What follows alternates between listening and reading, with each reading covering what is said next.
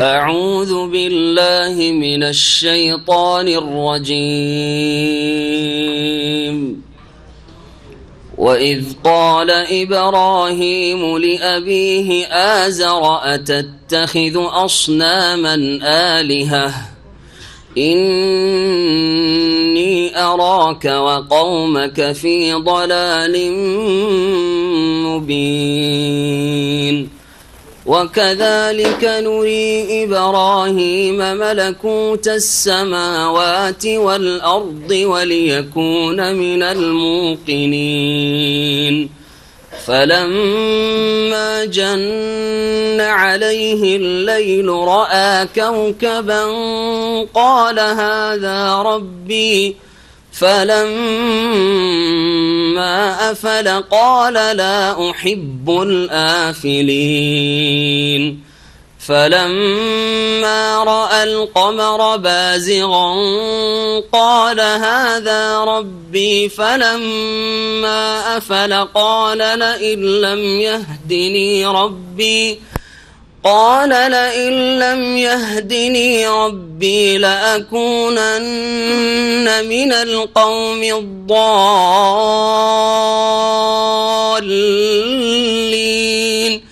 فلما رأى الشمس بازغة قال هذا ربي هذا أكبر.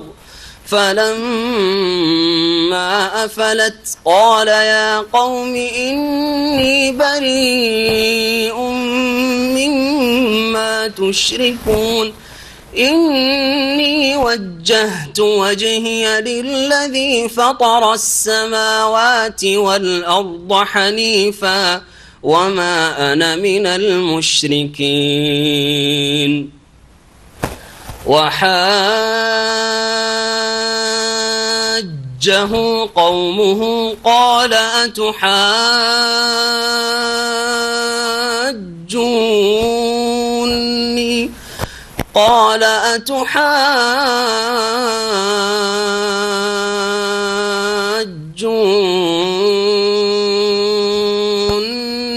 في الله وقد هدان ولا أخاف ما تشركون به إلا أن يشاء ربي شيئا وسع ربي كل شيء علما أفلا تتذكرون. وكيف أخاف ما أشركتم ولا تخافون أنكم أشركتم بالله ما لم ينزل به عليكم سلطانا، فأي الفريقين أحق بالأمن إن كنتم تعلمون. الذين آمنوا ولم يلبسوا إيمانهم بظلم أولئك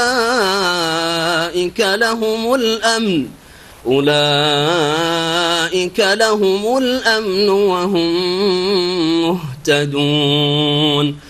وتلك حجتنا آتيناها إبراهيم على قومه نرفع درجات من نشاء إن ربك حكيم عليم. ووهبنا له إسحاق ويعقوب كلا هدينا ونوحا هدينا من قبل ومن ذريته داود وسليمان وأيوب ويوسف وموسى وهارون وكذلك نجزي المحسنين. وزكريا ويحيى وعيسى وإلياس كل من الصالحين وإسماعيل واليسع ويونس ولوطا وكلا فضلنا على العالمين. ومن آبائهم وذرياتهم وإخوانهم واجتبيناهم وهديناهم إلى صراط مستقيم. ذلك هدى الله يهدي به من يشاء من عباده ولو أشركوا لحبط عنهم ما كانوا يعملون أولئك الذين آتيناهم الكتاب والحكم والنبوة فإن يكفر بها هؤلاء فقد وكلنا بها قوما ليسوا بها بكافرين أولئك الذين هدى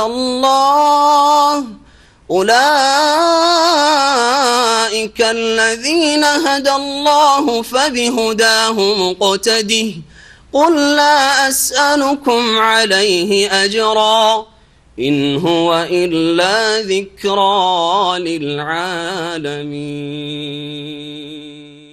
السلام عليكم ورحمة الله وبركاته.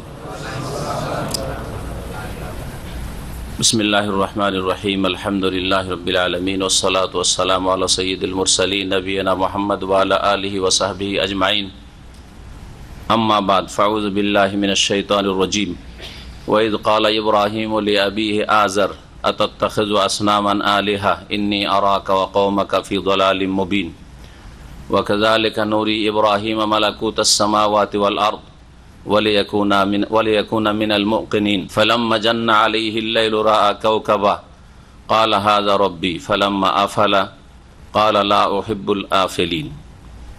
আল্লাহ পাক রব্বুল আলামিনের যাবতীয় প্রশংসা যে আল্লাহ পাক রব্বুল আলামিন একক, যার কোনো শরীক নেই, যিনি তার সত্তায় গুণে এক, যিনি তার কাজে রুবুবিয়াতে এক, যিনি তার ইবাদত বন্দিগিতে একক, তার একত্ব প্রতিষ্ঠা করা সবচেয়ে বড় ফরজ। সমস্ত আম্বিয়া রসুলগণ আল্লাহ পাকের তৌহিদের দাওয়াত, দিনে তৌহিদ আল্লাহ পাক পাঠিয়েছেন আম্বিয়া রসুলগণের মাধ্যমে, তারা তৌহিদের দাওয়াত মানব জাতি পর্যন্ত পৌঁছিয়েছেন। এই দিক থেকে আর এই রকমই দিনের মৌলিক বিষয়গুলির দিক থেকে সমস্ত নবী রসুলগণের দাওয়াতের বিষয়বস্তু হচ্ছে এক। যদিও বিধিবিধানের ক্ষেত্রে, বিভিন্ন হুকুম হাকামের ক্ষেত্রে, মাসলা মাসাইলের ক্ষেত্রে কিছু ভিন্নতা ছিল। আজকে আমাদের তাফসীর হবে সূরা আনআমের আয়াত নম্বর ৭৪ থেকে। এই আয়াত থেকে শুরু করে বেশ কয়েকটি আয়াতে ইব্রাহিম আলাইহিস সালামের কথা আল্লাহ পাক রব্বুল আলামিন বিশেষ একটি দিক তার জীবনীর উল্লেখ করেছেন, আর তার সাথে সাথে তার বংশধর অন্যান্য আম্বিয়া রসুলগণ 18 জন নবীর কথা আজকের আলোচনায় আসবে। কোরআনে কারীমে 25 জন নবী রসুলগণের কথা আল্লাহ পাক বর্ণনা করেছেন, তার মধ্যে এই সূরায় আজকের আলোচনায় 18 জন নবী রসুলের কথা আসবে ইনশাআল্লাহ। তাদের সকলের দাওয়াত ছিল তৌহিদের দাওয়াত, আর সকলেই শিরক থেকে সতর্ক করেছেন। আল্লাহ পাক রব্বুল আলামিন তাদেরকেও শিরক থেকে সতর্ক করেছেন যে তারাও যদি শিরক করে দুনিয়া থেকে যেত তাহলে তাদের সমস্ত আমল নষ্ট হয়ে যেত। আল্লাহ পাক এই কথা বলেছেন। এই গুরুত্বপূর্ণ বিষয়গুলি আজকের তাফসীরে আসবে ইনশাআল্লাহ। আল্লাহ পাক ইরশাদ করেছেন ওয়াইদ কালা ইব্রাহিম লিআবিহি আজার, স্মরণ করো যখন ইব্রাহিম আলাইহিস সালাম বললেন তার পিতা আজারকে। এই আয়াত বলে যে ইব্রাহিম আলাইহিস সালামের পিতার নাম কি ছিল? আজার। এটা হচ্ছে কোরআনে কারীমের কথা। এখন তার এটি নাম ছিল না লাকাব উপাধি ছিল সেটা আমাদের দেখার বিষয় নেই। কোরআনে কারীমের নাম বলা হয়েছে আজার, আজারই বলবো। যদিও তাফসীরকাররা অনেকেই বলেছে যে ইব্রাহিম আলাইহিস সালামের বাবার নাম আর কিছু ছিল, কিন্তু একটা হচ্ছে তাফসীরের বর্ণনা, যেটা নবী করিম সাল্লাল্লাহু আলাইহি ওয়াসাল্লাম থেকেও হয়তো বর্ণনা নয়, বরং বনি ইসরাইল থেকে সেসব কিসসা কাহিনীতে চলে এসছে, সেগুলির ভিত্তিতে সাহাবায়ে কেরাম অথবা তাবেঈন কোন মুফাসসির বর্ণনা করেছেন।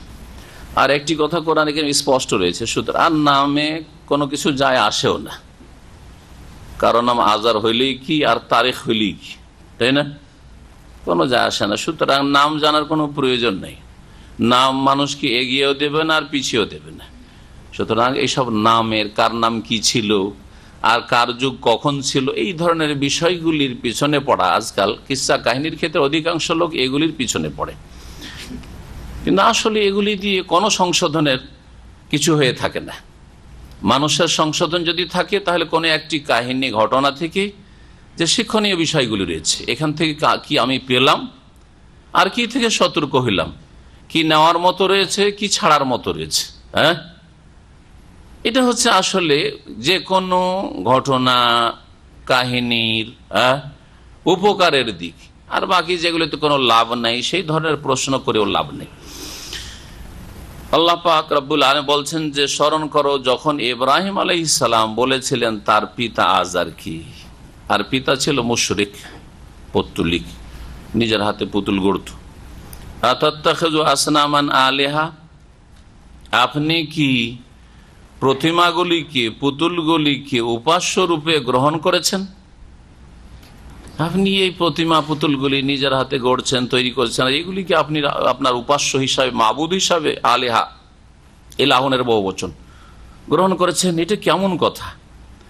ইন্নী আরাকা ওয়া কওমাকা ফি দালালিম মুবিন, নিশ্চয় আমি আপনাকে এবং আপনার সম্প্রদায়কে স্পষ্ট ভ্রষ্টতাই দেখতে পাচ্ছি, স্পষ্ট গুমরাহিতি, সঠিক পথ হারিয়ে দিয়ে ভুল পথে পরিচালিত দেখছি।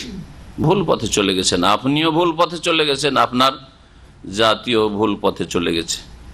এই আয়াত থেকে যে শিক্ষার বিষয়, ইব্রাহিম আলাইহিস সালাম ঘটনা থেকে, যে বাপ বড় না ছোট? তো ইব্রাহিম আলাইহিস সালাম বড়র ভুল ধরলেন না? আর আমার দেশে ফার্সি দিয়ে ইসলাম প্রচার হয়, কোরআন হাদিস দিয়ে ইসলাম প্রচার হয় না। ফার্সিতে একটি প্রবাদ আছে, খাতায় বুজুর্গান গেরেফতান খাতা আস্ত, বড়দের ভুল ধরা ভুল। বাংলায় বলে যে বড়দের ভুল ধরা। বাপ যদি ভুল করে ভুল ধরা যাবে না, হ্যাঁ? মা ভুল করে ভুল ধরা যাবে না, আরে হুজুর শেখ ভুল করলে ভুল ধরা যাবে না, পীর সাহেবের তো প্রশ্নই উঠে না ভুল ধরার।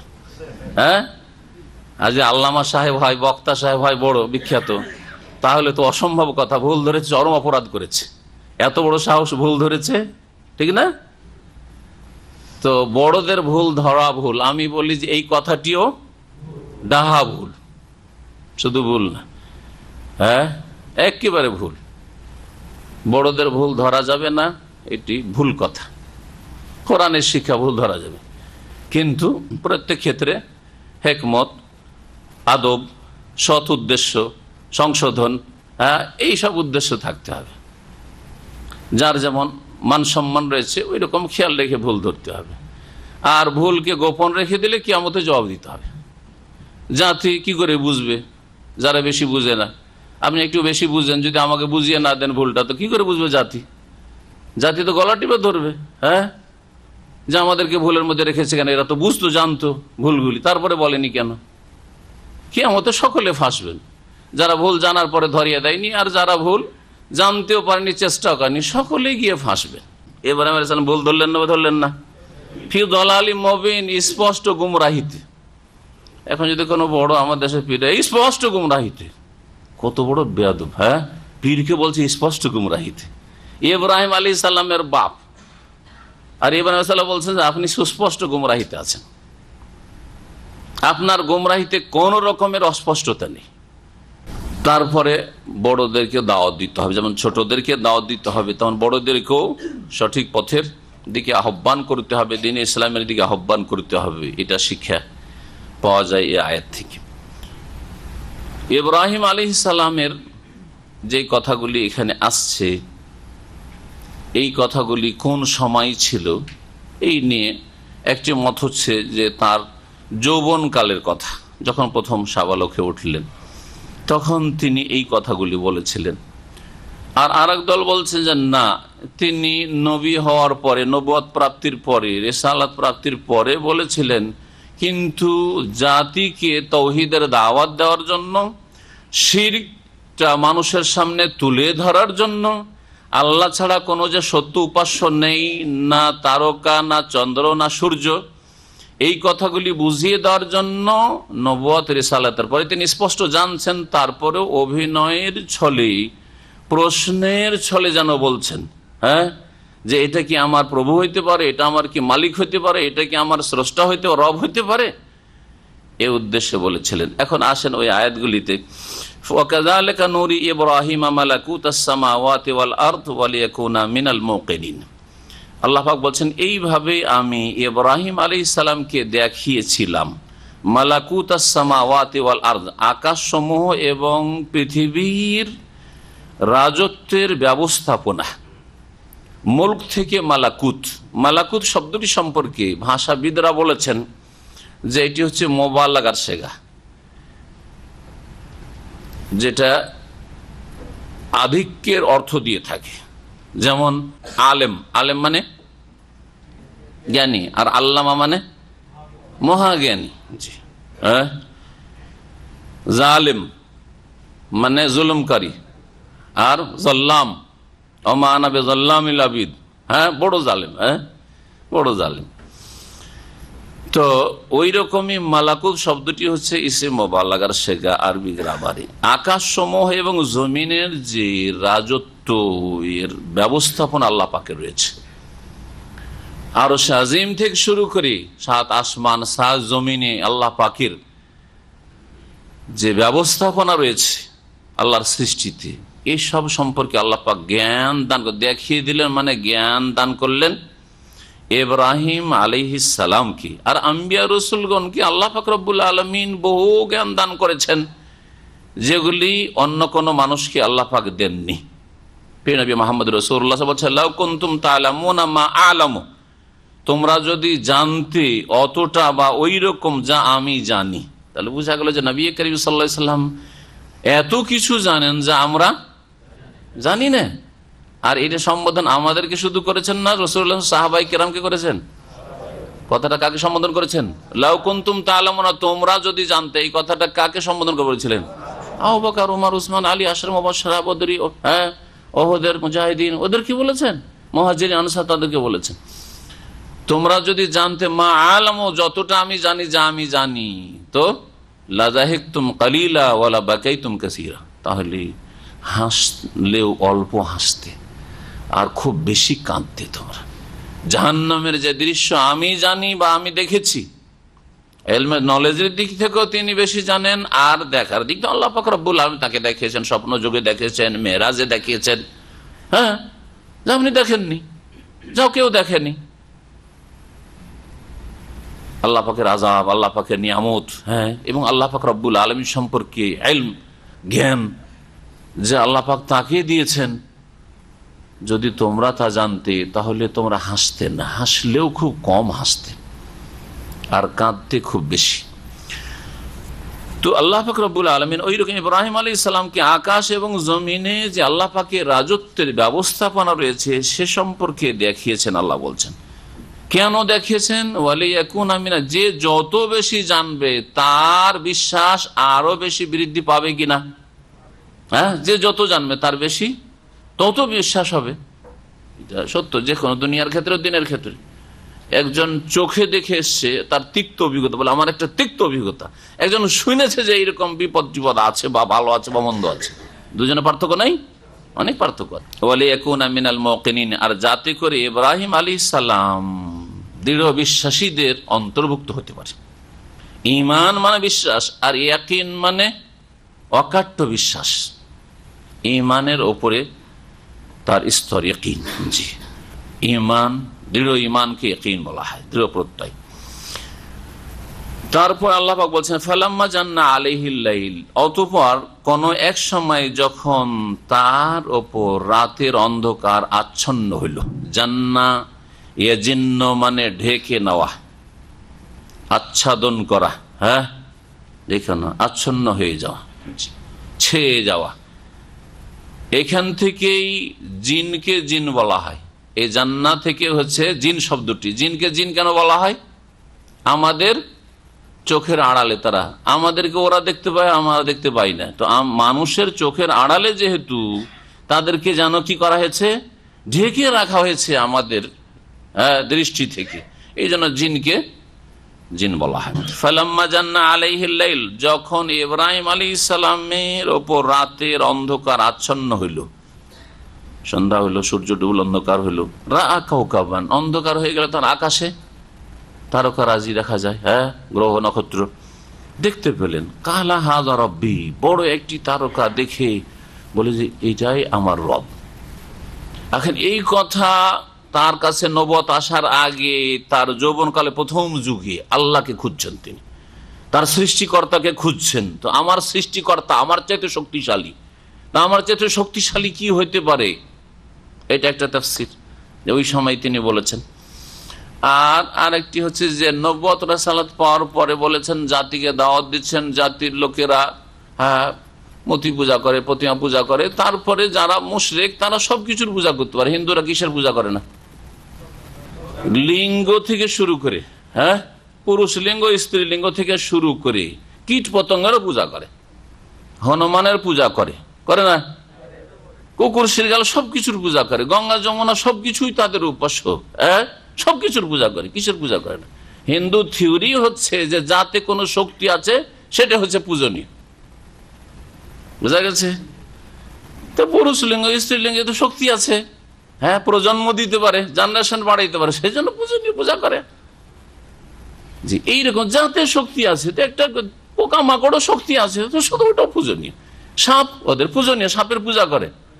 আমাদের এলাকায় ছোটকালে যখন আমি নাবালক ছিলাম, তো সাপে কামড়িয়েছে এক হিন্দুর বাড়িতে এক লোককে।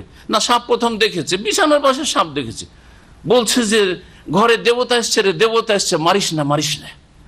মারেনি, কিছুক্ষণ পরে সাপে কামড়, দেবতায় কামড় দিয়েছে, আর ওই রাতেই মারা গেছে। ছোট কালকার কথা মনে আছে। জি হ্যাঁ, এই হচ্ছে হাস্যকর ধর্ম। মুশরিকদের ধর্মকর্ম ঠিক ওই রকমই, কপল কল্পিত, মানুষের মন গড়া ধর্ম, সবকিছুই তাদের কাছে পূজনীয়। আল্লাহ পাক রব্বুল আলামিন আসমানি বিধান ছাড়া মানুষের সীমিত বিদ্যা বুদ্ধি দিয়ে সঠিক পথ খুঁজে কখনো পাবে না। আর সেটা হচ্ছে ওহী এলাহি, আল্লাহর ওহী, আল্লাহর ওহীর দিন ছাড়া। আর সেটা হচ্ছে একমাত্র ইসলাম। যেগুলি আগের ওহী ছিল সেগুলি বিকৃত হয়ে গেছে, তাওরাত ইনজিল, সুতরাং সেটা আর আসল রূপে যখন থাকেনি, আল্লাহ রহিত করে দিয়েছেন, মানসুখ, বাতিল ঘোষণা করেছেন। হ্যাঁ, আগের যে দেশের আইন কানুনগুলির মতো পাকিস্তানের আইন বাংলাদেশ আর চলবে না। হ্যাঁ, চলবে? ইংরেজদের আইন অচল ভারতে চলবে, 47-এর আগের আইন, মোগলদের আইন, মুসলিমদের আইন যদি কেউ মুসলিম বলে আমরা চালাবো, ভারতে চলবে? দেশদ্রোহী। ঠিক তেমনি আগের আম্বিয়া রসুলগণ যেসব বিধিবিধান নিয়েছেন সেগুলিকে আল্লাহ পাক রহিত করে দিয়েছেন। আগের সেগুলি বিধান ছিল, আগের সংবিধান দিয়ে দেশে বসবাস করতে পারবেন না, না হলে আসামি হইতে হবে। ঠিক তেমনি আগের ধর্মকর্ম ইহুদি নাসারা হয়ে বলবে আমরা আসমানি কিতাব মানি, যদি কেউ নাজাতের আশা করে আল্লাহ জাহান্নামের আসামি বানাবে। তো যারা মূর্তি প্রতিমা পূজা করতো তারা তারকার পূজা করতো। তারকার পূজা করে না হিন্দুরা? হ্যাঁ, আছে, তারকার পূজারই আছে পৃথিবীর। সূর্যের পূজা, চন্দ্রের পূজা, সবকিছুরই পূজা। তো ইব্রাহিম আলাইহিস সালাম তাদের সামনে নবুয়ত রিসালাতের পরে তিনি জানছেন যে এগুলি আমার উপাস্য নয়, মাবুদ নয়, কিন্তু তাদেরকে প্রশ্নের উদ্দেশ্যে যেন প্রশ্ন উঠাচ্ছেন যে এইটা, এই তারকাই হয়তো আমার রব হইতে পারে, যাতে ওরা বুঝে বিষয়টি। ফালাম্মা জান্না আলাইহিল লাইল রাআ কাওকাবান, তারকা দেখে কালা হাযা রাব্বি, এটা আমার রব, এই হয়তো আমার প্রভু। ফালাম্মা আফালা, যখন সেটা অস্তমিত হয়ে গেল, আফালা মানে ডুবে যাওয়া, গাবা, গারবা, ডুবে যাওয়া। কালা বললেন ইব্রাহিম আলাইহিস সালাম, যখন অস্তমিত হয়ে গেল তো সে আমার প্রতিপালক হইতে পারে না, রব হইতে, মালিক হইতে পারে না। নিজেই যখন শেষ হয়ে গেল, ছিল আবার শেষ, যে আছে আবার শেষ, হ্যাঁ, যে ধ্বংসশীল, সে কখনো মালিক হইতে পারে না, আমার মাবুদ, উপাস্য হইতে পারে না, সর্বশক্তিমান নয় সে। কালা, তখন বললেন, লা উহিব্বুল আফিলিন, অস্তমিত হওয়া বস্তুকে আমি ভালোবাসি না, মানে উপাস্য হিসাবে আমি মেনে নিতে পারি না। ফালাম্মা রাআল কামারা বাযিগান, অতঃপর যখন চাঁদকে তিনি দেখলেন, বাযিগান, সমুজ্জ্বল, উজ্জ্বল হয়ে একেবারে জ্যোৎস্নায় আলোকিত করে দিয়েছে রাতকে। কালা বললেন, হাযা রব্বি, এটাই মনে হয় আমার রব। আগে তাফসীর মনে রাখবেন, হয় তিনি রবকে খুঁজছেন, আর হতে পারে এটা প্রথম যুগের কথা হইলে, আর না হইলে জাতিকে বুঝাতে চাইছেন যে তাহলে এটা আমার রব হতে পারে নাকি, যেন এখানে জিজ্ঞাসা চিহ্ন আছে। হাজা রব্বি, এটা আমার রব, হ্যাঁ হয়তো। ফালাম্মা আফালা, তারপরে দেখা গেল যে এই পূর্ণিমার চাঁদ ডুবে গেল, অস্তমিত হয়ে গেল। কালা, তখন বললেন যে না, এটা কি করে আমার লাইন লাম ইয়াহদিনি রব্বি লাকুনান্না মিনাল কওমিদ দাল্লিন। আমার প্রতিপালক যিনি সত্যিকার মাবুদ উপাস্য, তিনি যদি আমাকে সঠিক পথ না দেখান তাহলে অবশ্যই আমি পথভ্রষ্ট জাতির অন্তর্ভুক্ত হয়ে যাব। মিনাল কওমিদ দাল্লিন, আমি পথভ্রষ্ট জাতির অন্তর্ভুক্ত হয়ে যাব। তাহলে হেদায়াত কার হাতে? আল্লাহর হাতে। কিন্তু আমাকে চেষ্টা করতে হবে। হেদায়াত আল্লাহর হাতে, কর্ম করব না এটা ভুল কথা, এটা কখনো হয় না। যেমন দুনিয়ার ক্ষেত্রে আমরা এর করি না, রুজি আল্লাহর হাতে, সুতরাং চাকরিও করব না, ব্যবসাও করব না, নড়াচড়াও করব না, মুখে এমনিতে ভাত উঠে আসবে, এসেছে কোনোদিন আসবে, পকেটে এমনি টাকা ঢুকে যাবে, কোনদিন হয়েছে না হবে। দুনিয়ার ক্ষেত্রে তো এরকম করি না, কিন্তু ধর্মের ক্ষেত্রে বেদিনগুলো মুসলিম সমাজের, হ্যাঁ জান্নাত যদি নসিব থাকে তো আল্লাহ কোনো একটা কিছু করে দিবে। আমি যদি আমার ভাগ্য ভালো হয় তো আল্লাহ পাক আমাকে জান্নাত দেবে, আর ভাগ্য খারাপ হইলে আমার নামাজ পড়ে কি হবে। এটা বেদিন বিধর্মীদের কথা, মুনাফিকদের কথা, যাদের আল্লাহ পরকালে আসলে বিশ্বাস নেই। দুনিয়ার ক্ষেত্রে খুব মেহনত করে, কিন্তু দিনের ক্ষেত্রে তকদিরকে নিজের হুজ্জত বানিয়ে গুমরাহিতে নিমজ্জিত থাকে। তকদির মানে এই নয় যে হাত পা বেঁধে দেওয়া হয়েছে। আল্লাহ পাক রব্বুল আলামিন জানেন তকদিরে যে সব স্তর রয়েছে, মারাতিব রয়েছে, সেগুলি মনে রাখবেন। আল্লাহ পাক জানেন, আল্লাহ পাক লিখে রেখেছেন, আল্লাহর ইচ্ছা মোতাবেক হয়। আপনারও স্বাধীনতা আল্লাহ পাক রেখেছেন, আপনারও কাজকর্মের ক্ষমতা আল্লাহ পাক দিয়েছেন। নিজের কাজ করে দিয়ে আল্লাহর ভরসা করতে হবে। ফালাম্মা রাআ শামসা বাযিগা, অতঃপর যখন সূর্যকে দেখলেন দীপ্তিমান অবস্থায়। শামস আরবি ভাষায় স্ত্রীলিঙ্গ, মুআন্নাস, এই জন্য বাযিগাতান বলা হয়েছে। পক্ষান্তরে কামার যখন এসেছে তখন বলা হয়েছে বাযিগান। কামার হচ্ছে আরবি ভাষায় মুযাক্কার। আরবি ভাষায় শব্দেরও লিঙ্গ আছে, শব্দের লিঙ্গ অর্থাৎ মুযাক্কার, মুআন্নাস, স্ত্রীলিঙ্গ, পুরুষ লিঙ্গ আছে। উর্দু ভাষাতে অনেকটাই আছে, যদিও আরবির মতো নেই, হ্যাঁ, কিন্তু বাংলায় তেমন নেই বললেই চলে। বলবেন যে ভাতটাই স্ত্রীলিঙ্গ না পুরুষলিঙ্গ আছে কি বাংলায়? রুটি পুরুষলিঙ্গ না স্ত্রীলিঙ্গ আছে? নাই, কিন্তু আরবিতে আছে, হ্যাঁ, খুবজ ইত্যাদি। রুজ মুযাক্কার না মুআন্নাস, ইয়াদ হাত আছে, মুআন্নাস না মুযাক্কার। এইভাবে শব্দের লিঙ্গ আরবি ভাষা আছে। আরবিতে অনেক বেশি গ্রামার আছে, যেটা অন্য ভাষায় হয়তো নেই। সূর্যকে যখন দীপ্তিমান অবস্থায় দেখলেন, সারা বিশ্বকে একেবারে আলোকিত করে দিচ্ছে, আর তার তাতে তাপও রয়েছে। কাল হাযা রব্বি, এটা সবচেয়ে বড়, এটাই হচ্ছে আমার রব, হয়তো এই হচ্ছে আমার প্রভু প্রতিপালক। হাযা আকবারও, কারণ এটা হচ্ছে সবচেয়ে বড়। যা কিছু দেখছি আসমান জমিনে তার মধ্যে সূর্য হচ্ছে সবচেয়ে বড়, শুধু এটাই আমার রব মনে। ফালাম্মা আফালাত, অতঃপর সেটাও যখন অস্তমিত হয়ে গেল, কালা বলে, ইয়া কওমি, হে আমার সম্প্রদায়, ইন্নী বারিউম মিম্মা তুশরিকুন, যেসবকে তোমরা আল্লাহর শরীক করো, অংশীদার স্থাপন করো, সেগুলি থেকে আমি সম্পর্কহীনতা আর ঘোষণা করছি। বারিউন মানে সম্পর্ক ছেদ করা। আল বারাআতু, সূরা তাওবার প্রথমে আল্লাহ, বারাআতু মিনাল্লাহি ওয়া রাসূলিহি, আল্লাহ এবং তার রাসূল সাল্লাল্লাহু আলাইহি ওয়াসাল্লামের পক্ষ থেকে সম্পর্কহীনতার ঘোষণা, সম্পর্ক ছেদ করার ঘোষণা। ইলাল্লাযিনা আহাদতু মিনাল মুশরিকিন, ওই সব মুশরিক, হ্যাঁ, বহুত্ববাদীদের সাথে, যাদের সাথে তোমরা চুক্তি করেছো। আল্লাহ পাক এইভাবে বারাআতের ঘোষণা করেছেন সূরা তাওবায়। সূরা তাওবার অপর নাম বারাআত। তো এখানে ওই বারাআতুন থেকে হচ্ছে বারিউন, ইন্নী বারিউম মিম্মা তুশরিকুন, হে জাতি তোমরা যেগুলিকে শরীক করো আল্লাহর, সেগুলি থেকে এবং সেই মতবাদ থেকে, সেই পথ আর মত থেকে আমি সম্পর্ক ছেদের ঘোষণা করছি। আমার কোনো সম্পর্ক নেই শিরকের সাথে আর মুশরিকের সাথে, পাপের সাথে আর পাপের সাথে, দুটো থেকেই কি করতে হবে? সম্পর্ক ছেদ করতে হবে। আমাদের সমাজে মূর্খামি রয়েছে, হ্যাঁ, পাপের সাথে সম্পর্ক ছেদ করো, কিন্তু পাপের থেকে সম্পর্ক ছেদ করিও না। হ্যাঁ, অন্য ভাষায় কি বলা হয়? পাপকে ঘৃণা করো, পাপীকে ঘৃণা করিও না। মানে মদকে ঘৃণা করো, কিন্তু মদ যে খাচ্ছে তাকে আদর করো, এটা নিয়ে শিক্ষা দেওয়া হয়েছে। হ্যাঁ, তাহলে আমাদের সমাজের শিক্ষাগুলি কি সঠিক শিক্ষা? এগুলো সব এক শ্রেণীর মুরব্বীদের কথা, ভুল কথা, কত ইসলাম বিরোধী কথা। হ্যাঁ, ব্যভিচারকে ঘৃণা করো, খুনকে ঘৃণা করো, খুনিকে ঘৃণা করিও না, ব্যভিচারকারীকে ব্যভিচারকারিনীকে ঘৃণা করিও না। এটা কি ব্রেনে ধরছে? হ্যাঁ, এই থিওরি তাহলে ভুল কথা।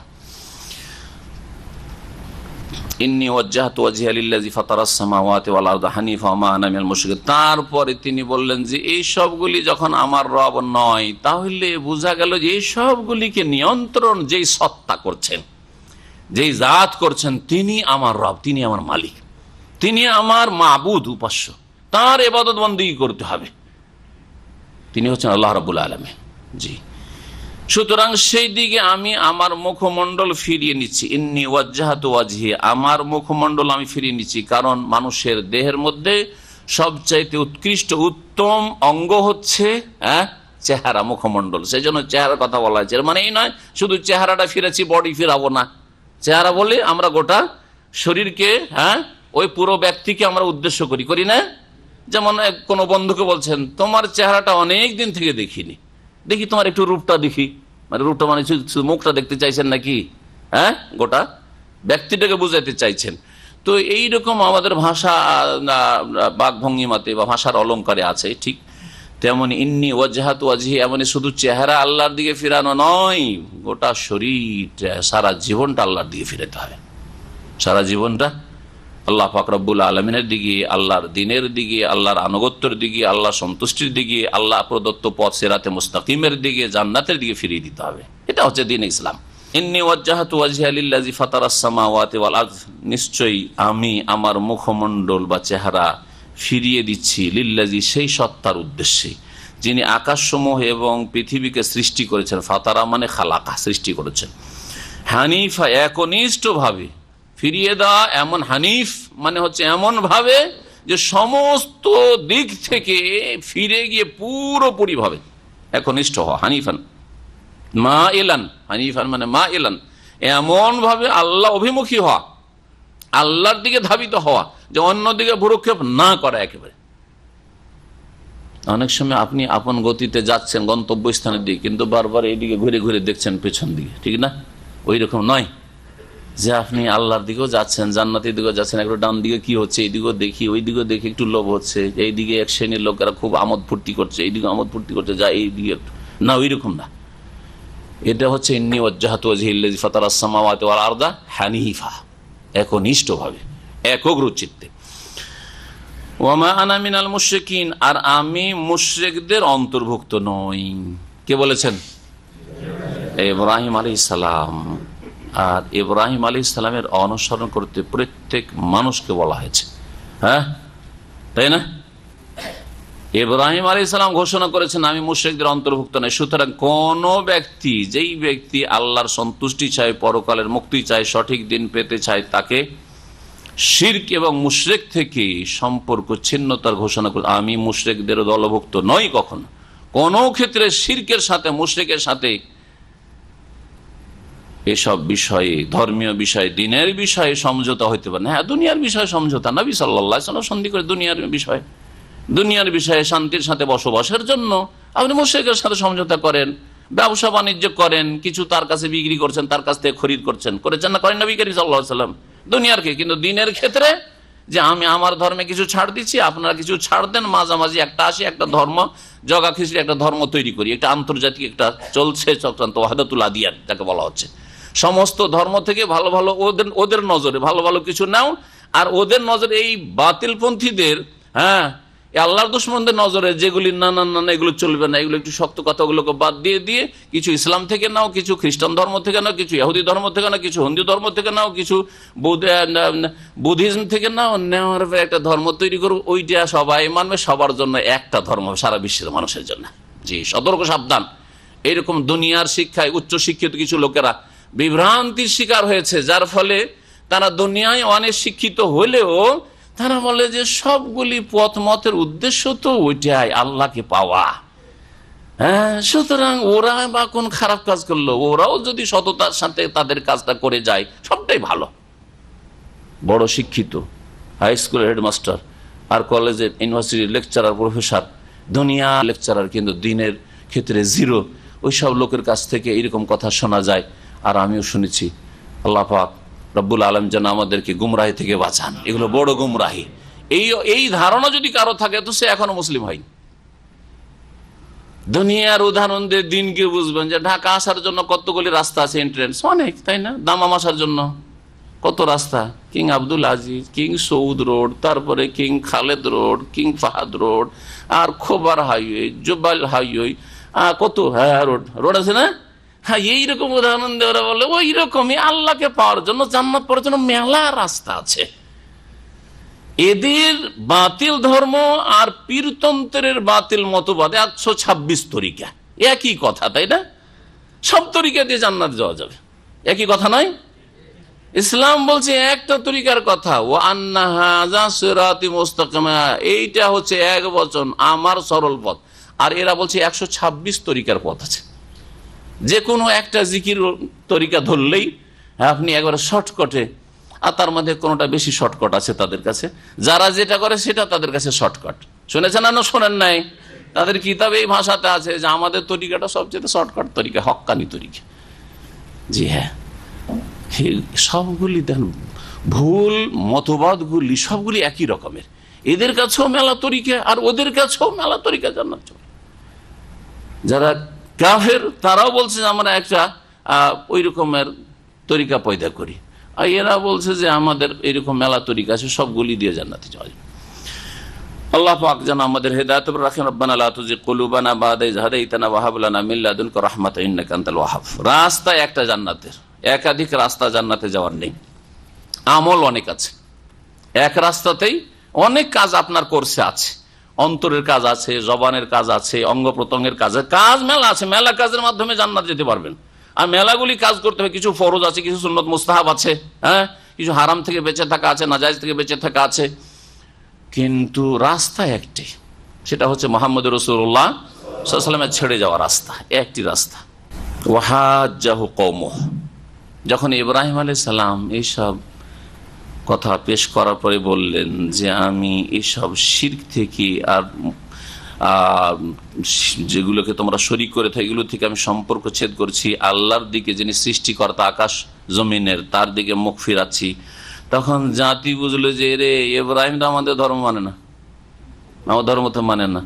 তখন ইব্রাহিম আলাইহিস সাথে তারা তর্কে জড়িয়ে পড়লো।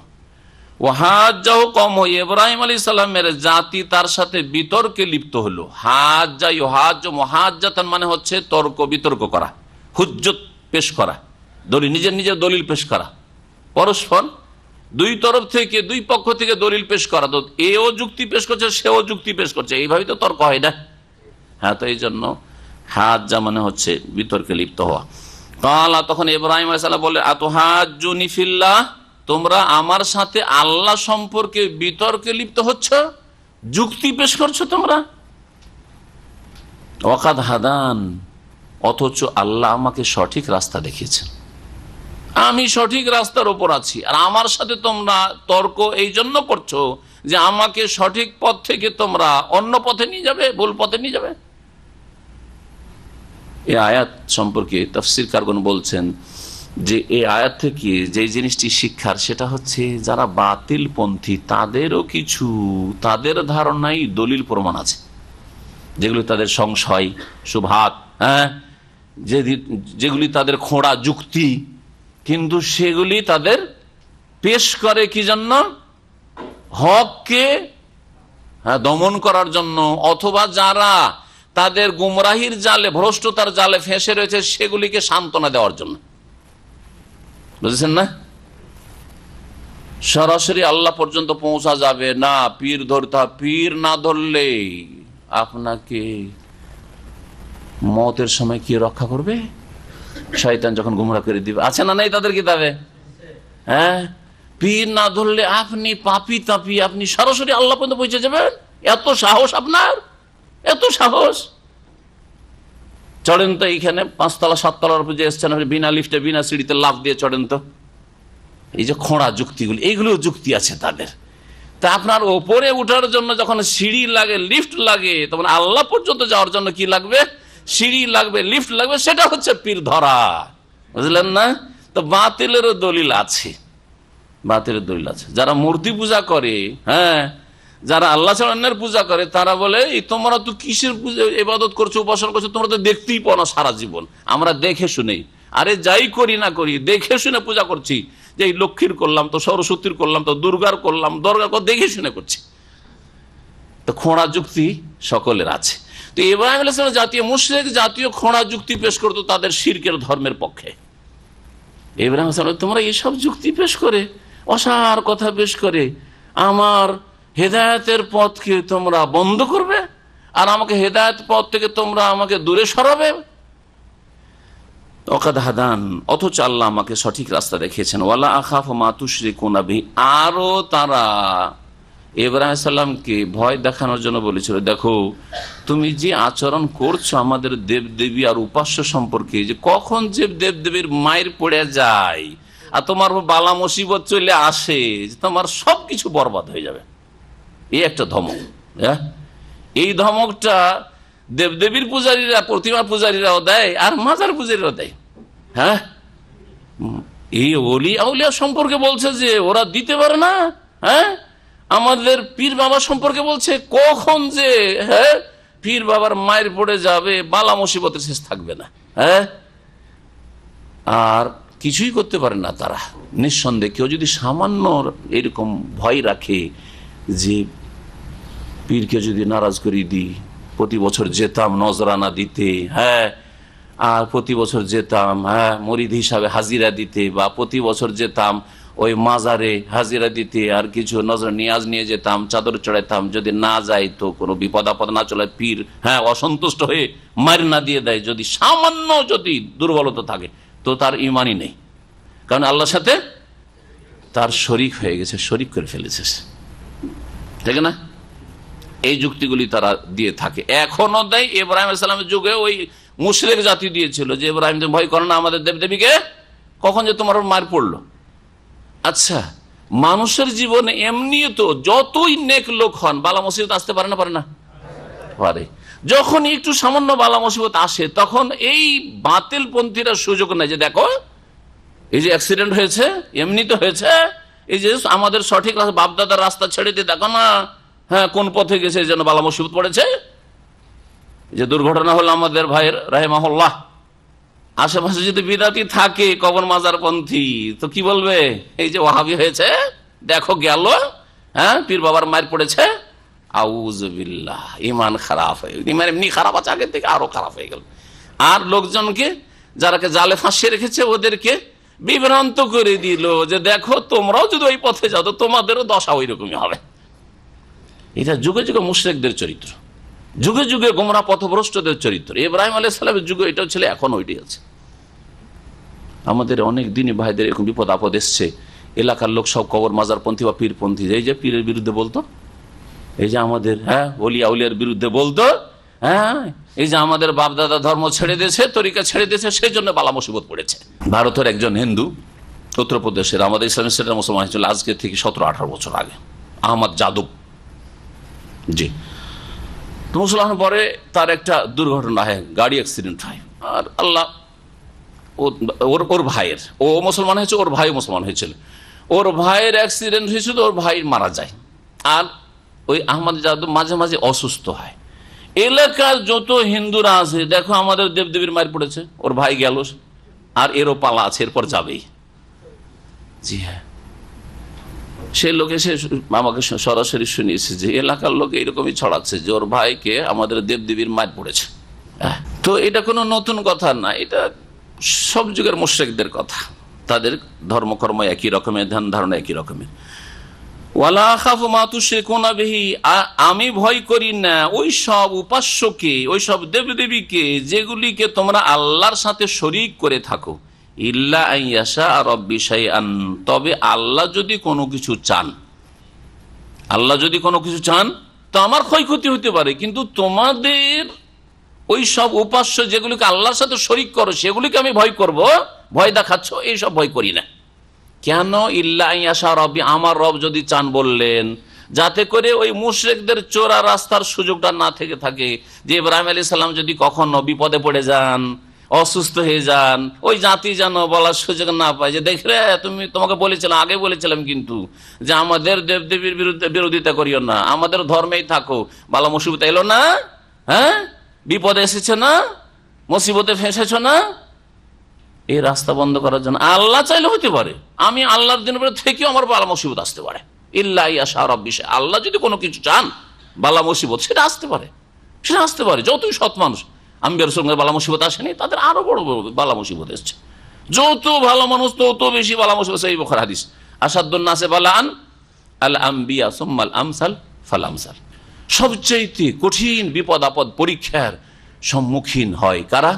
আম্বিয়া রসুলগণ, আর তারপরে যারা যত ভালো তত বালা মুসিবত, আর যত একটু গুনাহ থাকবে তত বালা মুসিবত কম আসবে। এই জন্য আবার আজকে আলোচনা শোনার পরে পাপ করা শুরু করিয়েন না, যে পাপ করবো তাহলে বালা মুসিবত কম আসবে, আর এক গর্তে যায় আছাড় খেয়ে পড়িন না। দুনিয়ার বিপদ আপদ ভালো, আখিরাতের বিপদ আপদ খারাপ, ঠিক না? দুনিয়ার নেক লোকের ওপর আম্বিয়া রসুলগণ, তাদের অনুসারী মোমেন মোমেনা, তাদের উপর দুনিয়ার কয়েক মিনিটের, কয়েক ঘন্টার, কয়েক দিনের বালা মুসিবত আসতে পারে, আখিরাতে কোনো বালা মুসিবত নেই। নবী করিম সাল্লাল্লাহু আলাইহি সাল্লাম ফাতেমা রাদিয়াল্লাহু তাআলা বলছে, লা কারবা আলা আবিকে বাদাল ইয়াউম, শুনে রাখো ফাতেমা, তুমি কান্না করিও না, আজকে আমার শুধু কষ্ট, এরপরে তোমার বাবার আর কোনো কষ্ট নেই। লা কারবা আলা আবিকে বাদাল ইয়াউম, আজকের পরে আমার ইন্তেকাল হয়ে যাবে আজকে, তারপরে আর কোনো কষ্ট আমার নেই। নিশ্চিত একজন মুমিন। কিন্তু কাফের, অসৎ, পাপী, দুনিয়ায় পরীক্ষার জন্য আল্লাহ ছাড় দিতে পারেন বড় মাছের মাছ ধরার মতো, কিন্তু ছেড়ে দেবেন না যখন পকড়াও করবেন না। বাদশা রব্বিকাল শাদীদ, আল্লাহর পকড়াও বড়ই কঠিন, যখন ধরবেন কঠিন শাস্তিতে, চিরকালের শাস্তি বা দীর্ঘকালের শাস্তিতে আল্লাহ পাক ধরবেন। ওয়াসিয়া রব্বি কুল্লা শাইইন ইলমাহ, আমার প্রতিপালক প্রত্যেক বস্তুকে তার জ্ঞান দ্বারা পরিবেষ্টন করে রেখেছেন, সব কিছুকে আল্লাহর জ্ঞান শামিল। আফালা তাতাযাক্কারুন, তোমরা কি উপদেশ নিচ্ছ না, বুঝার চেষ্টা করছো না? ওয়া কাইফা আখাফু মা আশরাকতুম লা তাখাফুন আন্নাকুম আশরাকতুম বিল্লাহ, এখান থেকে ইব্রাহিম আলাইহিস সালাম জাতির সাথে কথোপকথন করছেন, জাতির সাথে মুনাজারা করছেন, জাতিকে বোঝাবার চেষ্টা করছেন যে আচ্ছা বলো তো, তোমরা আমাকে দেবদেবীর ভয় দেখাচ্ছ, প্রতিমা পুতুলের ভয় দেখাচ্ছ, আর আমি তোমাদেরকে আল্লাহর ভয় দেখাচ্ছি। বলো যে তোমরা আল্লাহকে ভয় করো না, যিনি সর্বশক্তিমান, আর তোমরা নিজের হাতে গড়ছো, তৈরি করছো, কয়েকদিন পূজা করে আবার সেগুলিকে বিসর্জন দিয়ে দিচ্ছ, সেগুলিকে আমি ভয় করবো? মানে সেগুলিকে আমি ভয় করবো কেন? বুঝছেন না? মুশরিকও যদি জিজ্ঞেস করেন, হ্যাঁ, যারা মাজারপন্থী তাদের জিজ্ঞেস করেন যে আরে ঠিক আছে, আব্দুল কাদের জিলানিও দিতে পারে, ধরে নেন, আপনার ধর্মে ধরে না, আমাদের ধর্মের নাই, ওসব কেউ দিতে পারে না, আর কেউ নিতে পারে, ঠিক না? জিলানিও দিতে পারে, চিস্তিও দিতে পারে, শাহজাল দিতে পারে, আটরসি দিতে পারে, তোমাদের ধারণায়, শিরকি ধারণায়। আর আল্লাহ দিতে পারেন, কে বেশি দিতে পারে, কে বেশি ক্ষমতা রাখে? তো তোমরা আল্লাহকে ভয় করো না, আর আমি ওই একে ভয় করব, মানে ওই মৃত্যুকে ভয় করব, কবরওয়ালাকে ভয় করব কেন? তোমার ওই রকমই হিন্দুকে জিজ্ঞেস করো, হিন্দু ওপর আল্লাহ বলে, এক হিন্দুকে জিজ্ঞেস করেন যে ওপরওয়ালা বেশি শক্তিমান না তোমাদের এই জমিনের দেবদেবী বেশি শক্তিমান, বলো দেখি কে শক্তিমান? একজন সুস্থ মস্তিষ্কের হিন্দু বলবে যে ওপরওয়ালাই, যিনি ওপরওয়ালা তিনি বেশি শক্তিমান। হ্যাঁ, যদিও তারা মুশরিক বহুত্ববাদী, যখন তিনি শক্তিমান তাহলে তাকে বেশি ভয় করো। হ্যাঁ, তার পাকড়াও বেশি শক্ত, আমরা তাকে ভয় করি, তিনি আমাদের রক্ষা করবেন। আল্লাহ যদি ধ্বংস করতে চান তো তোমাদের এই ছোটগুলো বাঁচাতে পারে, আর তোমাদের ছোটগুলো যদি ক্ষতি করতে পারেও সামান্য চেষ্টা করে, তো আল্লাহ যদি রক্ষা করতে চান পারবেন না? পারবেন না? অবশ্যই পারবেন। এই লজিক, এই যুক্তি দিয়ে তাদেরকে বুঝান, তোমরা যেখানে মানছো, কারণ তারা তো নাস্তিক নয় যে বলছে যে আল্লাহ নেই, কথা বলছে না। হ্যাঁ, ওপরওয়ালা আছে তো, ওপরওয়ালা আছে তো, ওপরওয়ালাকে ভয় করা। তাই বলছেন ইব্রাহিম আলাইহিস সালাম, ওয়া কাইফা আখাফ মা আশরাকতুম, আমি কি করে ভয় করতে পারি ওই সব দেবদেবীকে বা ওই সব উপাস্যকে যেগুলিকে তোমরা আল্লাহর শরীক স্থাপন করেছো। ওয়ালা তাখাফুনা, আর তোমরা ভয় করছো না, আন্নাকুম আশরাকতুম বিল্লাহ, যে তোমরা আল্লাহর সাথে শরীক স্থাপন করে ফেলেছো, এত বড় অপরাধ করেছো, আল্লাহকে ভয় করছো না? আল্লাহর আযাব শাস্তিকে দুনিয়া আখিরাতের ভয় করছো না? আন্নাকুম আশরাকতুম বিল্লাহ, তোমরা আল্লাহর সাথে শরীক স্থাপন করেছো এমন মা লাম ইউনাজ্জিল বিহি আলাইকুম সুলতানা, যে সম্পর্কে তোমাদের ওপর আল্লাহ কোনো সনদ, দলিল, প্রমাণ নাজিল করেননি। এমন কোন ধর্মীয় আসমানি কিতাবে কোন দলিল প্রমাণ নেই একটি, যাতে আল্লাহ ছাড়া অন্যের উপাসনার বৈধতা আছে। শিরকের ধর্ম, আমি এই জন্য এই কথাটি অনেক সময় বলি যে শিরকের ধর্ম আল্লাহ কোন যুগেই নাজিল করেননি, মানুষের তৈরি করা ধর্ম। বহুত্ববাদ হচ্ছে মানুষের তৈরি করা। আল্লাহ আদম আলাইহিস সালামকে পাঠিয়ে তখন থেকে তৌহিদ পাঠিয়েছেন, নূহ আলাইহিস সালামের সাথে তৌহিদ এসেছে, ইদ্রিস আলাইহিস সালামের সাথে তৌহিদ এসেছে, সকল আম্বিয়া রাসূলুল্লাহর সাথে তৌহিদ এসে শেষ নবী মুহাম্মদ রাসূলুল্লাহ সাল্লাল্লাহু আলাইহি ওয়াসাল্লাম তৌহিদ নিয়ে এসেছেন, ওয়াবুদুল্লাহ ওয়া লা তুশরিকু বিহি শাইআ, এক আল্লাহর ইবাদত কর, তার সাথে কোনো কিছুকে শরীক করিও না। এই দাওয়াত সকলে নিয়ে এসেছেন। লাকাদ বাআসনা ফি কুল্লি উম্মাতিন রাসূলা আন ইবুদুল্লাহ ওয়াজতানিবুত তাগুত, প্রত্যেক জাতিতে আল্লাহ পাক এক এক রাসূল পাঠিয়েছেন। কি বিষয় নিয়ে? বিষয়বস্তু কি ছিল? আন ইবুদুল্লাহ, আল্লাহর ইবাদত করো। ইতিবাজ ইবাদত কার করতে হবে? আল্লাহর। বিদিন বিধর্মী হইলে হবে না, আবার যে আল্লাহর ইবাদত নেই, পরকালের চিন্তাও নেই। যেমন আজকালকার সিংহভাগ মুসলিম বিদিন বিধর্মী, আল্লাহ পরকাল তাদের মাথার ব্যথা না, পেট পূজা। ওয়াজতানিবুত তাগুত, আর ধর্মের নামে গুমরাহিতে লিপ্ত হও না, তাগুত থেকে বেঁচে থাকো। শিরক, জি, তাগুত অতিরঞ্জন, বাড়াবাড়ি। ধর্মের নামে যেসব বাড়াবাড়ি, ধর্মের নামে বাড়াবাড়ি হচ্ছে শিরক, ধর্মের নামে বাড়াবাড়ি হচ্ছে বিদআত, নবীর তরিকা ছাড়া অন্য তরিকা অবলম্বন। ধর্মের নামে বাড়াবাড়ি হচ্ছে সন্ত্রাস, হ্যাঁ, যেটা কোরআন এবং হাদিসের ভাষায় সন্ত্রাস। ইহুদি নাসারাদের ভাষায় সন্ত্রাস নয়, কারণ ইহুদি নাসারাদের ভাষায় আজকে বিশ্বের মিডিয়াতে মুসলিম মানে সন্ত্রাসী আর ইসলাম মানে সন্ত্রাস, সেটা সন্ত্রাস নয় আসলে।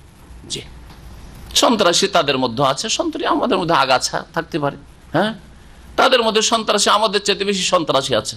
জি, হ্যাঁ, তারা পৃথিবীতে সন্ত্রাস আমাদের এক শ্রেণীর গোমরা খারেজিদের চাইতে বেশি ছড়াচ্ছে না, ছড়ায় না?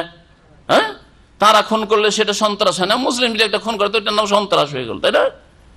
জি, এই হচ্ছে বিশ্বের প্রচার মাধ্যম, আজকের যুগের জালেম প্রচার মাধ্যম। আল্লাহ রাব্বুল আলামিন এরশাদ করছেন ইব্রাহিম আলাইহিস সালামের ভাষায় যে শিরক সম্পর্কে আল্লাহ পাক কখনো কোনো সুলতান, দলিল, প্রমাণ নাজিল করেন। তাহলে শিরকের ধর্মের কোনো দলিল প্রমাণ নেই, মানুষের গড়া। সে শিরক দুর্গা পূজার ধর্মই হোক আর দর্গা পূজার ধর্ম হোক, হ্যাঁ, মাজার পূজার ধর্ম হোক আর ওই দেবদেবীর পূজার ধর্ম হোক, প্রতিমা পূজার ধর্ম হোক, এইগুলির কোনো দলিল প্রমাণ নেই, এগুলি মানুষের গড়া ধর্ম। একদল বহুত্ববাদী শিরক করে, আল্লাহর সাথে শরীক স্থাপন করে, আর আরেক দল একমাত্র আল্লাহ পাক রব্বুল আলামিনের প্রতি তৌহিদের সাথে ঈমান রাখে। কোন দল বেশি নিরাপদ? ইব্রাহিম আলাইহিস সালাম জিজ্ঞেস করছেন জাতিকে, ফাআইয়ুল ফারিকাইনি আহাক্কু বিল আমনি, দুই দলের মধ্যে কোন দল অধিক নিরাপত্তার অধিকারী বা নিরাপত্তার বেশি অধিকারী? কোন দল নিরাপত্তার আল্লাহর পক্ষ থেকে, নিরাপত্তার দুনিয়া এবং আখিরাত, ইহকাল পরকালে নিরাপত্তার অধিকারী? আল্লাহর আযাব থেকে নিরাপদ তোমরা, না আল্লাহর আযাব থেকে, শাস্তি থেকে দুনিয়া আখিরাতে নিরাপদ আমি ইব্রাহিম এবং আমার অনুসারীরা? ফাইয়ুল ফারিকাইনি আহাক্কু বিল আমন ইন কুনতুম তা'লামুন, যদি তোমরা সত্যিকার বিষয়টি জানো তাহলে জেনে শুনে একটু বলো তো দেখি এর উত্তর। কে বেশি নিরাপদ? আমি এর আগে একটা উদাহরণ দিয়েছি দুনিয়ার, হ্যাঁ, যারা বাড়িতে চাকরি করেন, হ্যাঁ, যদি এক মালিকের হুকুম শুধু আপনার উপর, শুধু মালিক যা বলে তাই হুকুম, যেখানে যেতে বলে এক মালিকের হুকুম মানতে হয়। আর আরেকজন চাকরি করে বাড়িতে, ওর মালিকের হুকুম মানতে হয়, ওর স্ত্রী 3-4টা স্ত্রী, তাদের হুকুম মানতে হয়, আর 10টা ছেলে মেয়ে আছে, সবাই হুকুম করতে থাকে। কে বেশি নিরাপদ? হ্যাঁ, এক মালিকের আনুগত্য যে করে, এক মালিকের আদেশ হয়, অর্ডার হয়, এক মালিকের আনুগত্য করলে ওর টেনশন শেষ। এক মালিককে রাজি রাখলেই টেনশন শেষ, কিন্তু যাকে বহু মালিককে রাজি করতে হয় তার পেরেশানির শেষ নাই। খাজা বাবাকে তো ভারতে গিয়ে রাজি করে আইলাম, হ্যাঁ, এখন যে গৌসুল আজম থেকে গেল, বাগদাদ যেতে পারলাম না, যে ভয় আছে না নেই? হ্যাঁ, আরে শাহজালাল তো গেল, 18 সিজে যাওয়া হয়নি, তো বিপদ যদি চলে আসে ওখান থেকে, ঠিক না? আমাদের কোনো ভয় আছে? কোনো ভয় না, আলহামদুলিল্লাহ, আল্লাহকে রাজি, কোনো চিন্তা নেই। আল্লাহকে রাজি করে না, ব্যাস মুওয়াহিদ কত শান্তিতে আছে, কত নিরাপদ। আল্লাযীনা আমানু ওয়া লাম ইয়ালবিসু ঈমানাহুম বিযুলমিন উলাইকা লাহুমুল আমনু ওয়া হুম মুহতাদুন। আল্লাহ জিজ্ঞেস করছেন ইব্রাহিম আলাইহিস সালাম ভাষায় যে দুই দলের মধ্যে কোন দল বেশি নিরাপদ দুনিয়া আখিরাতে। তারপর আল্লাহ পরের আয়াতে, আয়াত নম্বর 82-তে জবাব দিচ্ছেন কারা নিরাপদ? আল্লাযীনা আমানু, যারা বিশ্বাসী হয়েছে। তাহলে বিশ্বাসী ঈমানদার হইতে হবে। ঈমানের যে 6টি স্তম্ভ আছে সেগুলি সত্যিকার অর্থে বিশ্বাস করতে হবে। বিশ্বাস কাকে বলে? অন্তরে শুধু বিশ্বাস করি, কিন্তু যা বিশ্বাস করি সেই অনুযায়ী কাজ করি, এটা বিশ্বাস নাকি? হ্যাঁ, এটা কি ঠিক? 6টা বিশ্বাসের মধ্যে আখিরাতের বিশ্বাস আছে না নেই? পরকাল, তো আখিরাতে কি আছে? জান্নাত আর জাহান্নাম, বড় একটা। হ্যাঁ, তো ভালো কাজ করলে জান্নাত পাওয়া যাবে, আর যদি পাপের অবস্থায় চলে যায় দুনিয়া থেকে তাহলে জাহান্নাম যেতে হবে। এটা হচ্ছে বিশ্বাস। তো এই বিশ্বাসের পরেও পাপে লিপ্ত থাকবেন, ভালো কাজ করে ফরজ ওয়াজিব আদায় করবেন, তো এর নাম বিশ্বাস হইল নাকি? তো আজকের মুসলিমদের অবস্থাটা কি রকম? এরা কেমন মমিন চিন্তা করেন তো দেখি। বলছে আমরা তো মমিন মুসলিম, আমার আখিরাতের জন্য কোনো কাজকর্ম নেই, সব কাজ দুনিয়ার জন্য। তাহলে এরা কি আসলে ইমানদার? তো ইমানদার যাকে বলে ওই রকম ইমানদার হইতে হবে। আপনি যেটা বিশ্বাস করেন সেই অনুযায়ী কাজ করেন। আপনার, আমি এই উদাহরণগুলি অনেক সময় দিচ্ছি, কথা লম্বা হচ্ছে তাফসিরে, কিন্তু বোঝাবার জন্য জনগণকে, যাতে করে খুব সহজে বুঝতে পারেন। আপনার যদি মাসের শুরুতে বিশ্বাস হয়ে যায়, কোন সূত্রে খবর পেয়ে যান যে এ খাটাচ্ছে কিন্তু মাসের শেষে বেতন দিবে না, ফলস মেরে দিবে, কাজ করবেন? 1 মিনিট কাজ করবেন না, কাজের জায়গা থেকে পালিয়ে চলে আসবেন, ঠিক না? আমাদের বিশ্বাস আছে যে মাসটা পুরা করলে বেতন পাবো, সেই জন্য কাজ করছি, ঠিক কিনা বলেন? জি হ্যাঁ। আল্লাযীনা আমানু, যারা বিশ্বাসী। তাহলে বিশ্বাসী হইতে হবে সত্যিকার অর্থে। যে বিশ্বাস করে সে প্রথম কথা জ্ঞান রাখে, নলেজ ছাড়া বিশ্বাস হয় না। আগে জেনেছেন যে এখানে শুক্রবার জুমার পরে তাফসির হয়, এটা হচ্ছে আপনার নলেজ, ইলম। আর তারপরে কথাটা বিশ্বাস হয়েছে, বিশ্বাস যখন হয়েছে তখন টান দিয়েছেন যায় তাফসিরটা শুনে আসি, ঠিক না? 3টা কথা বললাম না? বললাম না? আগে জেনেছেন ইলম, তারপরে ঈমান, বিশ্বাস হয়েছে, আর তারপরে তখন আমল হয়েছে, যেখানে পৌঁছেছেন আলহামদুলিল্লাহ। 3টে কাজে লাগবে। এই হচ্ছে ঈমান, ইসলাম, এই হচ্ছে মুসলিম জীবন। এইরকম মুসলিম হইতে হবে। ওয়ালাম ইয়ালবিসু ঈমানাহুম বিযুলমিন, ঈমান ঠিক করলো, আর তার সাথে এটা হচ্ছে ইতিবাচক, পজিটিভ করলেন, নেগেটিভটা শোনেন। আর তাদের ঈমানের সাথে জুলমের সংমিশ্রণ ঘটায়নি। ঈমানও আছে আর জুলমের মিক্সচারও হয়েছে, এরকম করেনি। ঈমানের সাথে জুলমের মিক্সচার করবেন না, জগা খিচড়ি ধর্ম পালন করবেন না। আর এই জুলম বলতে কোন জুলমকে বোঝানো হয়েছে? শিরকে বোঝানো হয়েছে। সহিহ বুখারীর হাদিসে সূরা আনামের তাফসিরে, কিতাবুত তাফসিরে ইমাম বুখারী রাহমাতুল্লাহ নবী করিম সাল্লাল্লাহু আলাইহি ওয়াসাল্লাম থেকে একটি হাদিস নিয়ে এসেছেন। সাহাবীরা যখন এই আয়াত নাযিল হইল তখন তারা পেরেশান হয়ে গেলেন যে এমন কোন লোক আছে, আইয়ুনা লাম ইয়াজলিম নাফসা, আমাদের মধ্যে এমন কি আছে যে জুলুম করে না? কারণ তারা কোরআন হাদিসের ভাষায় জুলমের একটা ব্যাপক অর্থ জানে। জুলমের 3টে অর্থ রয়েছে, এর আগে অনেকবারই বলেছি। কে বলতে পারেন? জুলমের অর্থ হচ্ছে 3টি। একটা হচ্ছে শিরক, সবচেয়ে ইন্না শিরকা লা যুলমুন আযীম, বড় জুলম। আর একটা জুলম হচ্ছে কি? বান্দার ওপর কোন অত্যাচার করা, কারো হক নষ্ট করা, টাকা পয়সা বেমানি করলেন, ধার লিয়ে দিলেন না ইত্যাদি, যে কোনো ক্ষেত্রে মারধর করলেন ইত্যাদি। হ্যাঁ, মানুষের যে কোনো হক নষ্ট করা, হ্যাঁ, মানুষকে কষ্ট দেওয়া জুলম। আর হ্যাঁ, নিজের ওপরে জুলম করা হচ্ছে যে কোনো পাপ, যে কোনো পাপে লিপ্ত হওয়া হচ্ছে কি? জুলম করা। এটা জুলমুন নাফস, নিজের উপর জুলম করা। জুলমুন নাফসে, জুলমুল ইবাদ, আর জুলম হচ্ছে আশিরক। এই 3টে জুলম কোরআনের ভাষায়, হ্যাঁ, ইয়াজলিম নাফসাহু, নিজের উপর যে জুলুম করেছে। হ্যাঁ, সাহাবীরা ওইরকম বুঝে নিয়েছিলেন যে আমরা তো যে কোনো গুনাহ তো হচ্ছে, আরে কাবিরা না হলে সাগীরা হইলো তো জুলুম হইলো। হ্যাঁ, তাহলে আমরা যদি এইরকম সাগীরা গুনাহ করি তবু তাহলে আমরা নিরাপদ নই, আর আমরা হেদায়েত প্রাপ্ত নই, তাহলে গুমরাহ, তাহলে তো মুশকিল। তাহলে তো আমরা নাজাত পাবো না, জান্নাত পাবো না। পেরেশান হয়ে গেছে। নবী সাল্লাল্লাহু আলাইহি ওয়াসাল্লামকে জিজ্ঞেস করলে, ইয়া রাসূলুল্লাহ, আমাদের তো কেউ এমন নেই যে জুলুম মুক্ত, পাপ মুক্ত। পাপ হবে, মানুষ মারতে ভুল হয়। নবী বললেন, তোমরা কি দেখনি কোরআনে কারীমে আল্লাহ লোকমান হাকিম নেক বান্দা সম্পর্কে কি বলেছেন, যে তিনি তার ছেলেকে উপদেশ দিতে গিয়ে বলেছিলেন, ইয়া বুনাইয়া লা তুশরিক বিল্লাহ, হে বৎস আল্লাহর সাথে শিরক করিও না, ইন্না শিরকা লাযুলমুন আযীম, কারণ শিরক হচ্ছে বড় জুলম। তাহলে যারা ঈমানকে ঠিক করলো, ঈমান ঠিক আছে, বেদিন বেধর্মী নয়, এক গর্ত, সিরাতে মুস্তাকিমের একদিকে গর্ত হচ্ছে, গুরুত্বপূর্ণ মনে রাখবেন কথাটি, একদিকে গর্ত হচ্ছে বেদিনদের গর্ত, নাস্তিক বেদিন, আল্লাহ থেকে সম্পর্কহীন, পরকাল থেকে উদাসীন, এদের গর্ত। অধিকাংশ মুসলিম যুবক যুবতীরা আর মুসলিম পয়সাওয়ালারা, মুসলিম লোকেরা এই গর্তে নিমজ্জিত, গর্তে আছাড় খেয়ে পড়ে আছে। আর একটা গর্ত হচ্ছে কিসের? ধর্মের নামে পাপের গর্ত। সেটা হচ্ছে কি? শিরকের গর্ত, নবীর তরিকা ছেড়ে দিয়ে বিদাতের গর্ত, এরকম চরমপন্থার গর্ত, খারেজিদের গর্ত। জি, ধর্ম মানুষকে খুন করছে জান্নাত যাওয়ার আশায়, অথচ জাহান্নামে যাবে সে। মিলাদ করছে জান্নাতে যাওয়ার আশায়, ঠিক না? নামাজ তো পড়ছে নামাজটাকে বেশি সুন্দর করার আশায়, কিন্তু নামাজ কবুল হয় না বিদাত করার কারণে। জি, ধর্মের নামে গুনাহ। মাজারে যাচ্ছে যে আল্লাহকে পাবো ওসিলা ধরে, ওসিলা না ধরে আল্লাহকে পাবো না সেই জন্য, কিন্তু চিরকাল জাহান্নামে যাওয়ার কাজ করছে।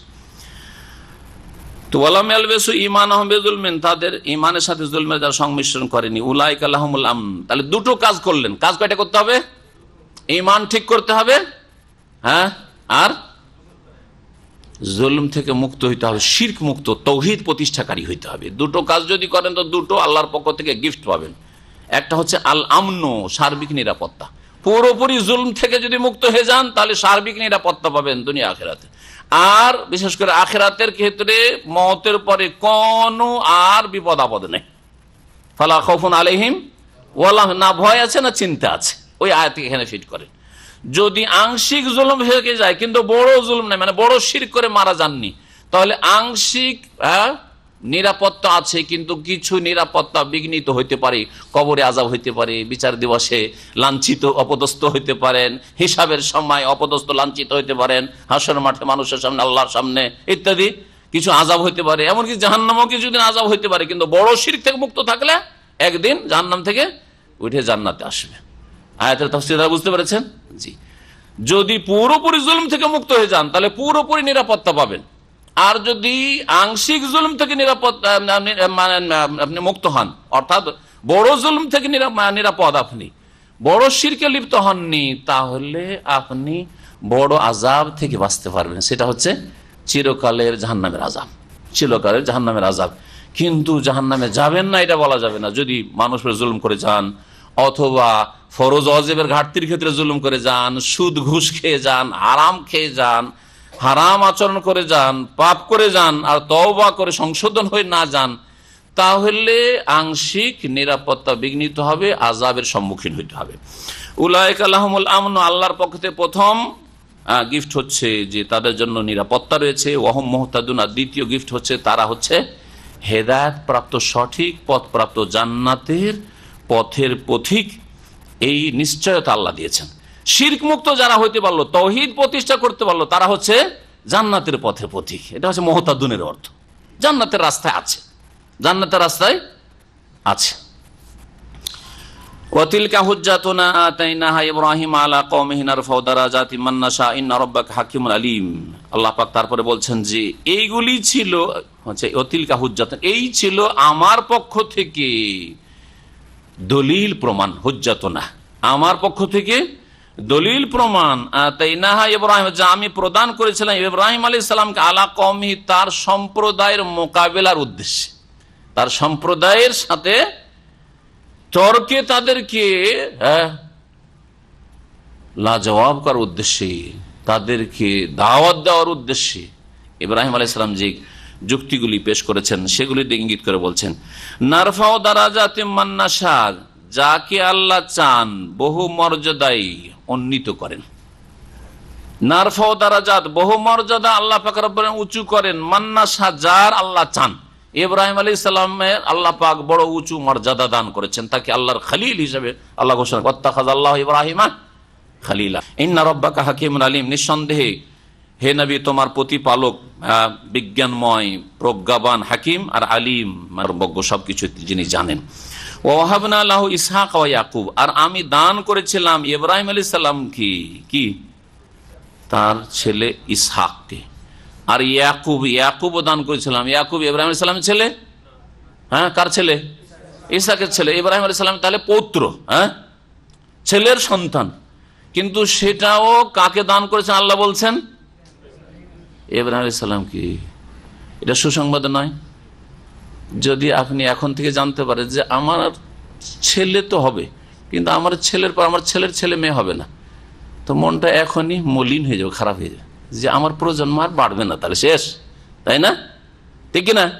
কিন্তু যদি এখন থেকে আপনাকে জানিয়ে দেওয়া হয় যে আপনার ছেলেও হবে আর ছেলের ছেলেও হবে, আর তার সাথে নবী রসুল তার হওয়ার রাস্তা নেই, যদি এতটুকু জেনে নিতে পারেন যে আমার ছেলেও আলেম হবে আর আমার ছেলের ছেলেও আলেম হবে, কত খুশি হবে না? হবে না? এইরকমই সুসংবাদ আল্লাহ ইব্রাহিম আলাইহিস সালামকে দিচ্ছেন। অবাশশারনা হাবি ইসহাকা ওমিন ওয়ারা ইসহাকা ইয়াকুব, আমি তাকে সুসংবাদ দিলাম, হ্যাঁ, ইসহাকের, আর ইসহাকের পর ইসহাকের ঘরে ইয়াকুব আসবে, মানে হে ইব্রাহিম তোমার প্রজন্ম জেনারেশন চলতেই থাকবে, আল্লাহর বান্দা তোমার বংশ থেকে পয়দা হইতে থাকবে, আল্লাহর দিনের দায়ী নবী রসুল পয়দা হইতেই থাকবে তোমার বংশে। সুসংবাদ। মানুষ যত বড় পরীক্ষার সম্মুখীন হয় তত বড় আল্লাহ দান করেন, এটাও পাওয়া যায় ইব্রাহিম আলাইহিস সালাম ঘটনা থেকে। ইব্রাহিম আলাইহিস সালাম সারা জীবনের যে অংশটা অধিকাংশ সময় বলতে হবে যে কাটিয়ে দিয়েছেন, হ্যাঁ, তার বাবার দেশে, হ্যাঁ, ইরাকে ছেলে মেয়ে হয়নি, হয়েছিল যখন হিজরত করে গেলেন, হ্যাঁ, ফিলিস্তিনে, তখন হ্যাঁ কি হলো, সেখানে বিয়ে করলেন হাজেরা, সারা হলো, হাজেরাকে পেলেন, তো তারপর ছেলে হলো না ইসমাইল, হাজেরা থেকে, আর সারা থেকে ইসহাক, আর তারপরে আল্লাহ সুসংবাদ দিলেন। তো আল্লাহ পাক রব্বুল তার আগে পরীক্ষাগুলি করেছেন। ইব্রাহিম আলাইহিস সালাম তার আগে পরীক্ষা, আগুনে ফেলার পরীক্ষা তার আগে হয়েছে, তারপরে হ্যাঁ আল্লাহ পাক রব্বুল আলামিন পরীক্ষায় পড়েননি, জালেম শাসকের সামনে, হ্যাঁ, স্ত্রীকে হরণ করার জন্য চেষ্টা করলো, স্ত্রীকে যে হরণ করতে চাইছে সে যখন পারলো না, দেখলো যে আমাকে তো মেরে ফেলে দিবে, কিসে ধরছে বুঝতে পারছে না, তখন আর একটা দিয়ে দিল। কাকে দিল? হাজেরাকে উপঢৌকনে দিল, আর এক স্ত্রী পেয়ে গেল। তো যত বড় মানুষ পরীক্ষার সম্মুখীন, ইন্না মাল উসরি ইউসরা, এই শিক্ষা পাওয়া যায়, যেখানে মুশকিল তারপরেই আসান হবে। বালা মুসিবত যখন আসবে, দেখছেন আমার জীবনে অবনতি দেখছি, কিন্তু আমি দিনের ওপর আছি, জানবেন যে এরপরে ইনশাল্লাহ আপনার মুশকিল আসান হবে, হ্যাঁ, আপনার সুদিন আসবে, দুর্দিনের পরে সুদিন আসবে। এই নেক নিয়ত রাখবেন এবং নেক আশা রাখবেন আল্লাহ পাকের কাছে। এটা হচ্ছে আম্বিয়া রাসূলগণের ইতিহাস। আল্লাহ পাক রব্বুল বলছেন কুল্লান হাদাইনা, আর প্রত্যেককে আমি হেদায়েত দিয়েছিলাম, ওয়া নূহান হাদাইনা, আর তার পূর্বে নূহ আলাইহিস সালাম, ইব্রাহিম আলাইহিস সালামের অনেক আগে নূহ আলাইহিস সালামকে আমি সঠিক রাস্তা দেখিয়েছিলাম, মিন কাবুল, এর পূর্বে, মিন কাবুল বলেই দিলেন আল্লাহ পাক, ইব্রাহিমের যুগের আগে হচ্ছে নূহ আলাইহিস সালামের যুগ। ওয়া মিন যুররিয়াতিহি দাউদ ওয়া সুলাইমান ওয়া আইয়ুব, আর তার বংশধরের অন্তর্ভুক্ত, তার বংশধর মানে কার বংশধর? কাছে উল্লেখ করা হয়েছে কার নাম? হ্যাঁ, নূহ আলাইহিস সালাম। তো একদল বলছে নূহ আলাইহিস সালামের বংশধর। নূহ আলাইহিস সালামের বংশধর বললে একটা সুবিধা, যে আগে যে নবীগুলির আলোচনা আসছে সমস্ত নবী রাসূলগণ নূহ আলাইহিস সালামের বংশের, কারণ নূহ আলাইহিস সালামের বন্যায় সব ধ্বংস হয়ে গিয়ে ওরাই শুধু বেঁচে ছিল, যারা নূহ আলাইহিস সালামের সাথে তার জলজাহাজে, পানি জাহাজে উঠেছিল। সুতরাং সেখান থেকে সমস্ত মানব জাতি আর আম্বিয়া রাসূলগণ। আর কোন কোন তাফসীরকাররা বলছেন যেহেতু বিষয়বস্তু হচ্ছে ইব্রাহিম আলাইহিস সালাম, আসল বিষয় কার আলোচনা? ইব্রাহিম আলাইহিস সালাম। অমিন যুররিয়াতি, মানে ইব্রাহিম আলাইহিস সালামের বংশের অন্তর্ভুক্ত হচ্ছেন কে? দাউদ, হ্যাঁ, আম্বিয়া বনি ইসরাইল, মানে ইব্রাহিম আলাইহিস সালামের বংশের। সুলাইমান দাউদ আলাইহিস সালামের ছেলে। ও আইয়ুব আলাইহিস সালাম, হ্যাঁ, বনি ইসরাইলের, ইব্রাহিম আলাইহিস সালামের বংশের। ওয়া ইউসুফ আলাইহিস সালাম, ওয়া মূসা ওয়া হারুন ওয়া কাযালিকা নাজিজিল মুহসিনিন, আর এইভাবে আমি সৎকর্মশীলদেরকে, মুহসিনিন যারা নিজেরা সৎকর্মশীল আর অন্যের সাথে সদাচরণকারী, ইহসানের মধ্যে এই দুটি অর্থ রয়েছে। মুহসিন নিজেও সৎ আর অন্যদেরকেও ভালো করার চেষ্টা করে, অন্যের ভালাই করার চেষ্টা করে, অন্যের কল্যাণকামী, এরা হচ্ছে মুহসিনিন। এই গুণটি উল্লেখ করেছেন এই কয়েকজন নবী রাসূলগণের কথা উল্লেখ করার পরে। আর তারপরে দেখেন, তারপরে বলবো কেন এইরকম ভাবে আল্লাহ উল্লেখ করেছে। রহস্যটা কি আছে? ওয়া জাকারিয়া, জাকারিয়া আলাইহিস সালাম, ওয়া ইয়াহইয়া, ইয়াহইয়া আলাইহিস সালাম, ওয়া ঈসা, ঈসা আলাইহিস সালাম, ওয়া ইলিয়াস, ইলিয়াস আলাইহিস সালাম। এরা সকলে নবী, কুল্লুম মিনাস সালিহিন, এরা সকলেই সৎকর্মশীলদের অন্তর্ভুক্ত ছিলেন। এরা সকলে সালেহিন, নেক ছিলেন, জীবনে বড়ই সৎ লোকেরা ছিলেন। নবী হওয়ার সাথে সাথে তারা সালেহিন ছিলেন। আল্লাহ পাক বলছেন সার্টিফিকেট আল্লাহর পক্ষ থেকে। ও ইসমাইল, এবং ইসমাইল আলাইহিস সালাম ইব্রাহিমের ছেলে, তাই না? ওয়াল ইয়াসা, এবং ইয়াসা, ওয়া ইউনুস, ইউনুস আলাইহিস সালাম, ওয়া লুতান, লুত আলাইহিস সালাম। লুত আলাইহিস সালাম ইব্রাহিমের বংশের নাকি? মানে ইব্রাহিমের প্রজন্ম থেকে না ইব্রাহিমের ভাইয়ের প্রজন্ম থেকে? ইব্রাহিমের ভাতিজা। হ্যাঁ, এই জন্যই একদল তাফসীরকাররা বলছেন যখন লূত আলাইহিস সালামের কথা এসছে তো মিন যুররিয়া থেকে আমরা ইব্রাহিম বলবো না, ইব্রাহিমের বংশধর বলবো না, বলবো নূহ আলাইহিস সালামের বংশধর। নূহ আলাইহিস সালামের বংশ বললে লূত আলাইহিস সালামও শামিল হয়ে যাবে নূহ আলাইহিস সালামের বংশে। কিন্তু ইব্রাহিম আলাইহিস সালামের বংশ বললে লূত আলাইহিস সালাম তার ভাইয়ের বংশের হচ্ছে, নিজের বংশের হচ্ছেন না। এই যুক্তিটা তারা পেশ করেছেন। কিন্তু এর উত্তর যারা বলছেন যে না, এখানে অমিন যুররিয়াতে মানে ইব্রাহিমের বংশের কথা বলা, কারণ অধিকাংশ আম্বিয়া সবগুলি প্রায় নবী ইব্রাহিম আলাইহিস সালামের বংশে। ইব্রাহিম আলাইহিস সালামের পরে যত নবীরা এসেছেন সকলেই ইব্রাহিম আলাইহিস সালামের বংশের। যদি একজন দুজন ব্যতিক্রম থাকেন তো সেটাকে অনেক সময় কি করে দেওয়া হয়, সংখ্যা গরিষ্ঠ থাকার কারণে তাতে সামিল করে দেওয়া হয়। যেমন আল্লাহ পাক রব্বুল আলামিন ফেরেশতাকে, মালায়েকাকে বলেন সেজদা করার জন্য। হ্যাঁ, উসজুদুল আদম, আদমকে সেজদা করো। ফাসাজাদু, তারা তো সকলে সেজদা করলো ইল্লা ইবলিস, ইবলিস সেজদা করে। ইবলিস ফেরেশতা ছিল কি? আল্লাহ হুকুম করলেন মালায়েকাকে। হ্যাঁ, তার সাথে যে ইবলিস ছিল, তো ইবলিসের কথা তো আল্লাহ উল্লেখ করেনি। মালায়েকার অন্তর্ভুক্ত না। আল্লাহ সূরা কাহফে কানা মিনাল জিন, ও তো জিনের অন্তর্ভুক্ত, জিনদের মধ্যে কার ছিল, তাহলে আল্লাহ আলাদা করে উল্লেখ করলেন। কারণ মেজরিটি হচ্ছে মালায়েকা, তুই একজন ইবলিস, জিনের কথা আর উল্লেখ করার প্রয়োজন কি? কিন্তু সেও যদি যেহেতু তাদের সংসর্গে ছিল সেজন্য এই নির্দেশটা তার জন্য হয়েছিল, সে অমান্য করেছিল। তো ওই রকমই এখানে লূত আলাইহিস সালামের আলোচনাটি। ওয়াকুল্লান ফাদ্দালনা আলাল আলামিন, আর প্রত্যেককে আমি বিশ্ব জাহানের উপর শ্রেষ্ঠত্ব দান করেছি তাদের যুগগুলিতে। এটা তাফসীর, তাদের যুগে। কারণ যদি বলে সর্বযুগে এদেরকে শ্রেষ্ঠত্ব দান করা হয়েছে, তাহলে এর মানে হয়ে যাবে যে মুহাম্মদ রাসূলুল্লাহ সাল্লাল্লাহু আলাইহি ওয়াসাল্লাম চাইতেও এই নবীগণ কি শ্রেষ্ঠ, আর সেটা অবাস্তব কথা, সেটা ভুল কথা। সেই জন্য বলবেন যে আলাল আলামিন আলা আলামি জামানিহিম, তাফসীর রয়েছে। সেই যুগের মধ্যে এই নবীরা যে যে যুগে এসেছেন ওই যুগে ওই নবীদের চাইতে শ্রেষ্ঠ কোনো মানুষ হইতো না। এটা ভালো করে মনে রাখবে। এটা হচ্ছে একজন মুসলিমের সঠিক আকীদা, যে প্রত্যেক নবী নিজের যুগের সবচেয়ে শ্রেষ্ঠ বান্দা, সবচেয়ে ভালো মানুষ, ওর চাইতে ভালো মানুষ হতে পারেন। আল্লাহ পাক রব্বুল আলামিন প্রথম আয়াতে বলেন মুহসিনিন, তারপরে সালেহিন, তারপরে বললেন ফাদ্দালনা, ফজিলত, শ্রেষ্ঠত্ব দান করেছি। মুহসিন আর সালেহিন কেন বললেন, এই রহস্য সম্পর্কে তাফসীরকাররা বলছেন যে আগের যে কয়েকজন নবীর কথা উল্লেখ আল্লাহ করেছেন তাদের দ্বারা তারা নিজেরাও সৎ ছিলেন, অন্যের উপকার অনেকটা বেশি ফুটে উঠেছে। কারণ তাদের কাছে শাসন ক্ষমতা ছিল, যেমন দাউদ আলাইহিস সালামের কাছে শাসন ক্ষমতা ছিল। কারো কাছে যদি শাসন ক্ষমতা থাকে তার দ্বারা বেশি ফায়দা হবে না? হবে না? একজন লোক যদি ইসলামের যথেষ্ট জ্ঞানও রাখে আর শাসন ক্ষমতা থাকে, তার দ্বারা বেশি কাজ হবে না একজন ইসলামের জ্ঞান, ওই শাসক যে জ্ঞান রাখে তার চেয়ে বেশি জ্ঞান রাখে, কার দ্বারা বেশি ফায়দা হবে?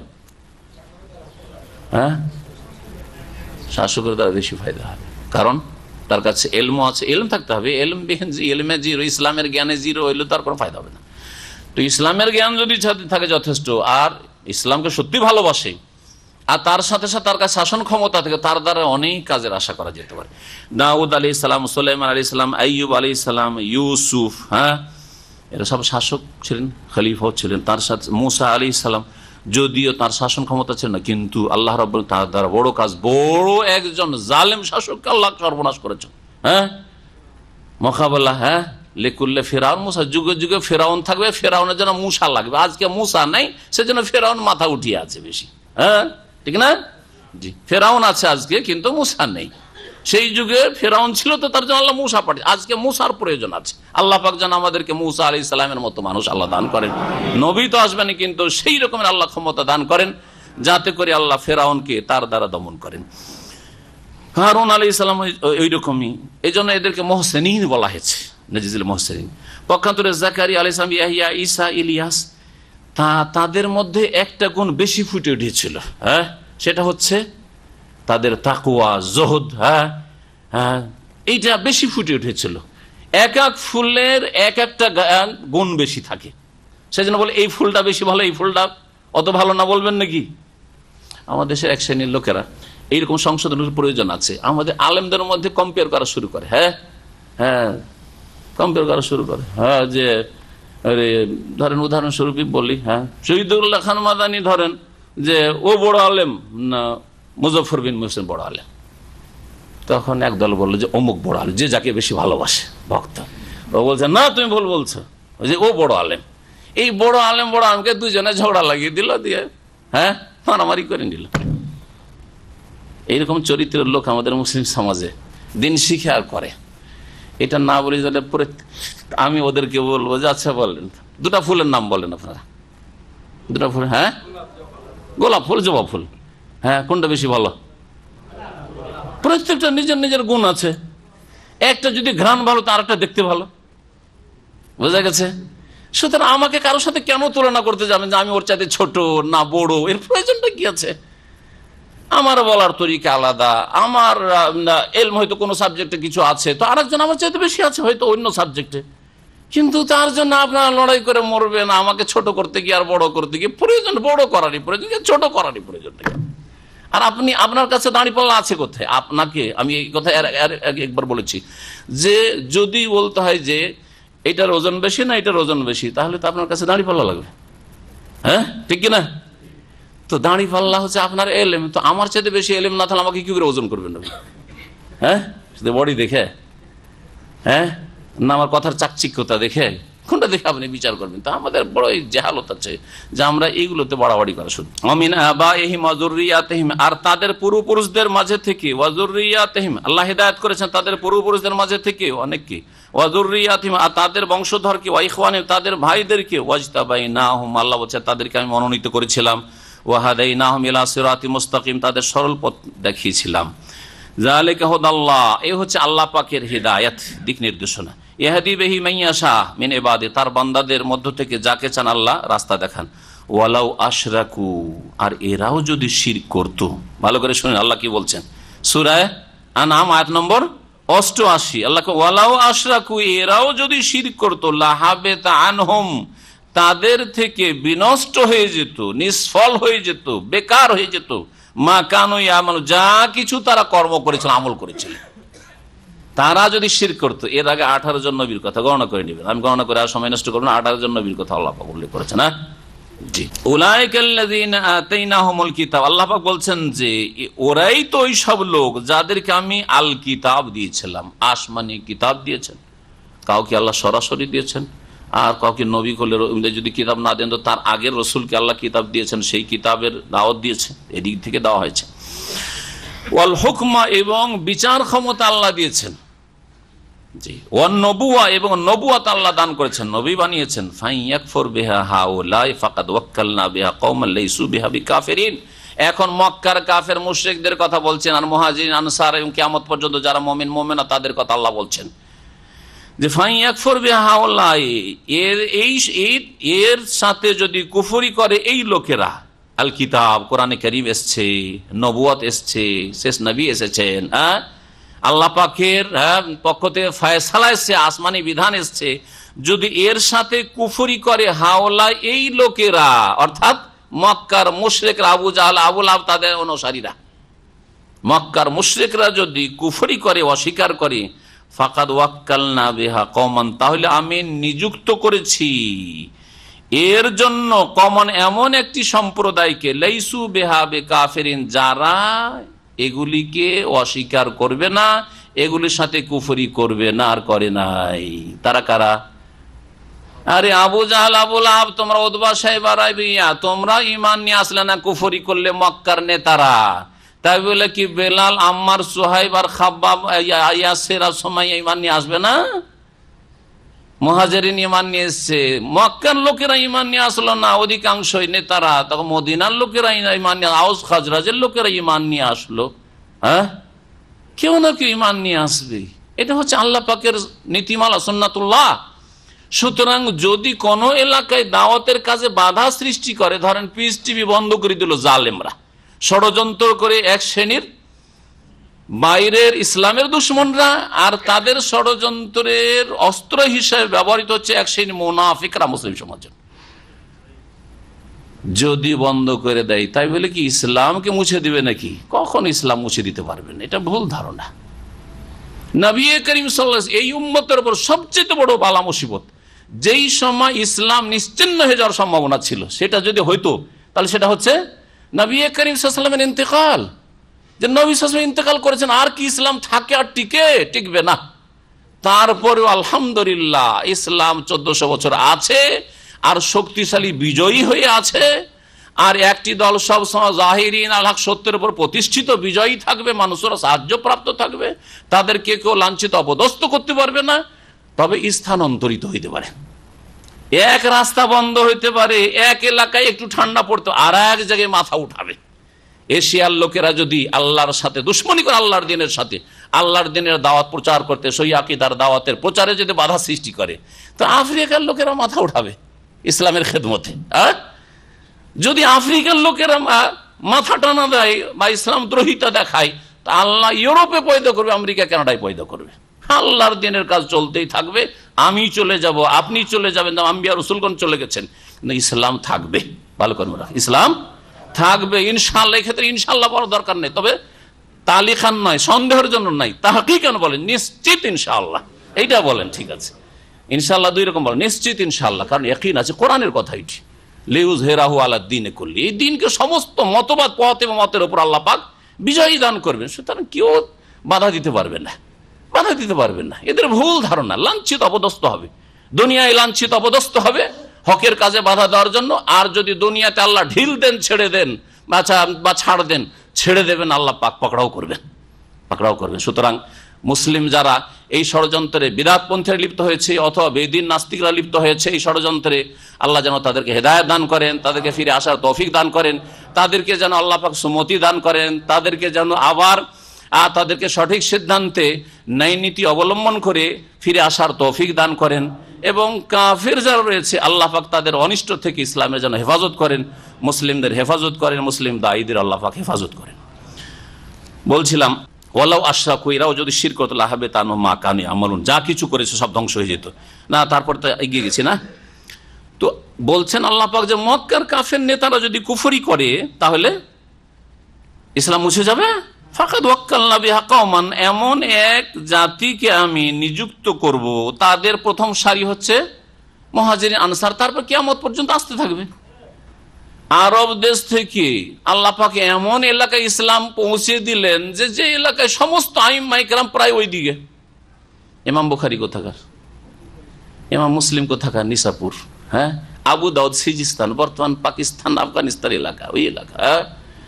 হ্যাঁ, ইবনে মাজা কোথাকার, ক্যাসপিয়ান সাগর, ক্যাসপিয়ান সাগর বুঝেন, ক্যাসপিয়ান সাগর ইংরেজিতে ক্যাসপিয়ান সাগর, যেটা হচ্ছে যে বড় বৃহৎ সোভিয়েত ইউনিয়ন, অনেক দূর এখান থেকে সেই সব এলাকার লোক, তারা সব অনারব। তারা তো জরুরি নয় যে এই একটা গোষ্ঠী শুধু ইসলামের হেফাজত করবে। আল্লাহ কাকে দিয়ে ইসলামের হেফাজত করবেন চিন্তা করেন।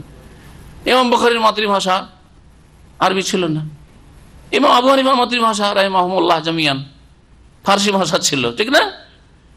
তো আল্লাহ পাক রব্বুল আলামিন কাকে দিয়ে দিনের খেদমত দেবে সেটা আল্লাহ পাক ভালো জানেন। দিন আল্লাহ পাক চালিয়ে যাবেন, কিন্তু কাকে আল্লাহ সৌভাগ্য দান করবেন আল্লাহ ভালো জানেন। উলাইকাল্লাযীনা হাদাল্লাহ, এদেরকে আল্লাহ পাক সঠিক রাস্তা দেখিয়েছেন। ফাবিহুদাহু মুক্তাদিহ, সুতরাং তাদের অনুসরণ করো। নবী করিম সাল্লাল্লাহু আলাইহি ওয়াসাল্লামকে আল্লাহ বলছেন সরাসরি, আর আমাকে আপনাকে পরোক্ষভাবে আল্লাহ বলছেন, ইনডাইরেক্ট বলছেন যে এই যে 18 জন নবী, তাদের দাওয়াতের মূল বিষয় কি ছিল? তাওহীদ, হ্যাঁ, আর নবীর আদর্শে চলা, আখিরাতমুখী হওয়া, দুনিয়াকে আখিরাতের জন্য কর্মক্ষেত্র মনে করা, আখিরাতকে সুন্দর করার জন্য সচেষ্ট হওয়া, পরিশ্রমী হওয়া, ঈমান আমলকে সুন্দর করা। আল্লাহ তাদেরকে হেদায়েতের পথে রেখেছিলেন, তাদের হেদায়েতের দিক নির্দেশনার ইক্তাদে, মানে কি করো? ইক্তেদা করো। ইক্তাদে আসল আমরের সেগা, ইক্তাদি, ইক্তাদা ইক্তাদি, হাঁটা সাক্তা বাড়ানোর জন্য বাড়িয়েছে, সেটা যাতে একটু লম্বা করে বলা হয় সেই জন্য ইক্তাদে, কিন্তু আসলে সেগা হচ্ছে ইক্তাদে, ইয়াটা হজফ হয়ে গেছে। তো নবীকেও আল্লাহ অনুসরণ করতে বলেছেন যে তোমার আগের যে নবীরা রয়েছে তাদের দাওয়াতের অনুসরণ করো, তাদের তরিকার অনুসরণ করো। আর আমাকে আপনাকে বলা হয়েছে যে কার অনুসরণ করতে হবে? সমস্ত আম্বিয়া রসুলগণের তরিকার অনুসরণ করতে হবে। আর তাদের তরিকা হচ্ছে ইসলাম। ইন্না দীনা ইনদাল্লাহ, সমস্ত আম্বিয়া রসুলগণের দিনের নাম ছিল ইসলাম। ইসলাম, তারা সকলে মুসলিম ছিলেন। তারা সকলে কি ছিলেন? সকলে মুসলিম ছিলেন, সমস্ত আম্বিয়া রসুলগণ মুসলিম ছিলেন। কুল, হে নবী আরো বলে দাও, লা আসআলুকুম আলাইহি আজরা, তোমাদেরকে ইসলামের দাওয়াত দিয়ে এর উপর কোনো পারিশ্রমিক চাই না, যে আমাকে কিছু লাগবে, টাকা পয়সা দিতে হবে, বকশিস দিতে হবে, ভিজিট দিতে হবে, না, চাই না। ইন হুয়া ইল্লা যিকরা লিল আলামিন, সুতরাং কেউ যদি ইসলামের দাওয়াত দেয়, ঠিক আছে আমি 1 ঘন্টা বক্তব্য করবো, এত টাকা দেবো, আপনাকে আমি কোরআন শিখাবো, এই শর্তে যে আমাকে 100 টাকা 200 টাকা দিতে হবে, এরকম চুক্তি করা, এটা সতর্ক, সাবধান। কিন্তু একটি লোক যখন ফুল টাইম দিবে কোনো কাজে, সেই ক্ষেত্রে দুটা তরিকা। একটা হচ্ছে যে শাসক দিচ্ছে, শাসকের পক্ষ দিয়ে গেলে কোনো অসুবিধা নেই। শাসক যদি দুনিয়ার ডিউটি করিয়ে নিয়ে যদি বড় বড় অঙ্কের স্যালারি দিতে পারে, তাহলে আল্লাহর দিনের কাজ করেনি একজন মুসলিম শাসক, আর তাকে উপঢৌকন দেবে না, তার খাদ্যের ব্যবস্থা দেবে না বাইতুল মাল থেকে, এটা তো উচিত নয়। খোলাফায়ে রাশেদিন নিয়েছেন এবং খোলাফায়ে রাশেদিন আল্লাহ পাক রব্বুল আলামিন তাদেরকে দিতে বলেছেন। যারা যাকাত আদায় করে করে নিয়ে আসবে, তাদের হক আছে না নেই? ওয়াল আমেলিনা আলাইহি, আছে না নেই? তাহলে বুঝলেন, ফুল টাইম দিয়ে। কিন্তু কেউ যদি বলে যে না, আমি আপনাকে ধর একটা মাসলা জিজ্ঞেস করছেন, একটা মাসলা, একটা ফতোয়া, যে ফতোয়া নিলে পয়সা দিতে হবে, এক ফতোয়া 10 রিয়াল, হালাল না হারাম? তখন হারাম, হারাম। তো আয়াতকে ভুল ব্যাখ্যা করে, অপব্যাখ্যা করে একটা লোক 8 ঘন্টা সময় দিবে, 10 ঘন্টা সময় দিবে, অথবা সারা রাত জাগবে, আর তার বললেন যে না না, নবীর তরিকা হচ্ছে লা আসআলুকুম আলাইহি আজরান, কোনো কিছু নেওয়া চলবে না, যান সারা রাত জেগে যান, আর দিনে ঘুমান, আর বিবি বাচ্চাকে না খাইয়ে রাখেন, নাকি? ভুল কথা না? একটা লোকে সারা রাত জাগাবেন, আর তারপরে দিনে গিয়ে বেচারাকে ঘুমাইতে হবে। তো স্ত্রী ছেলে মেয়েকে কি করে খাওয়াবে? স্ত্রী তালাক নিয়ে টান দেবে, যে তোমার এই কষ্ট করে থাকতে পারবো না, ছেলে মেয়ে সব বেদিন হয়ে যাবে, খেতে পারে না, কাদাল ফাকরাইয়া কোনা কুফরা, যখন খেতে পারে না বাপ খাওয়াইতে পারে, বাপকে মেনে লাভ ঠিক না? কুল্লা আসআলুকুম আলাইহি আজরান, হে নবী বলে দাও, আমি এর ওপর, দিনের খেদমতের ওপর কোনো পারিশ্রমিক চাই না। ইন হুয়া ইল্লা যিকরা লিল আলামিন, এটি হচ্ছে একমাত্র বিশ্ব জাহানের জন্য আল্লাহর পক্ষ থেকে উপদেশ বাণী। এখানে আজকে তাফসীর শেষ করলাম। আল্লাহ পাক রব্বুল আলামিন যেন আমাদেরকে কোরআন এবং হাদিসের কথা, সত্য কথা, হক কথা বলার তৌফিক দান করেন, হক কথা মেনে চলার তৌফিক দান করেন, হক কথার দাওয়াত দেওয়ার তৌফিক দান করেন। আর হকের পথে, সত্যের দাওয়াতের পথে যতগুলি বাধা আসবে, সেই বাধাগুলিকে আল্লাহ যেন ধ্বংস করেন। আর যারা বাধা দিতে আসবে, তাদের দুনিয়া আখিরাতে আল্লাহ পাক রব্বুল আলামিন যেন সর্বনাশ করেন এবং তাদেরকে আল্লাহ পাক যেন নির্মূল করেন। ওয়া সাল্লাল্লাহু আলা নবিয়িনা মুহাম্মদ ওয়া আলা আলিহি ওয়া সাহবিহি আজমাইন।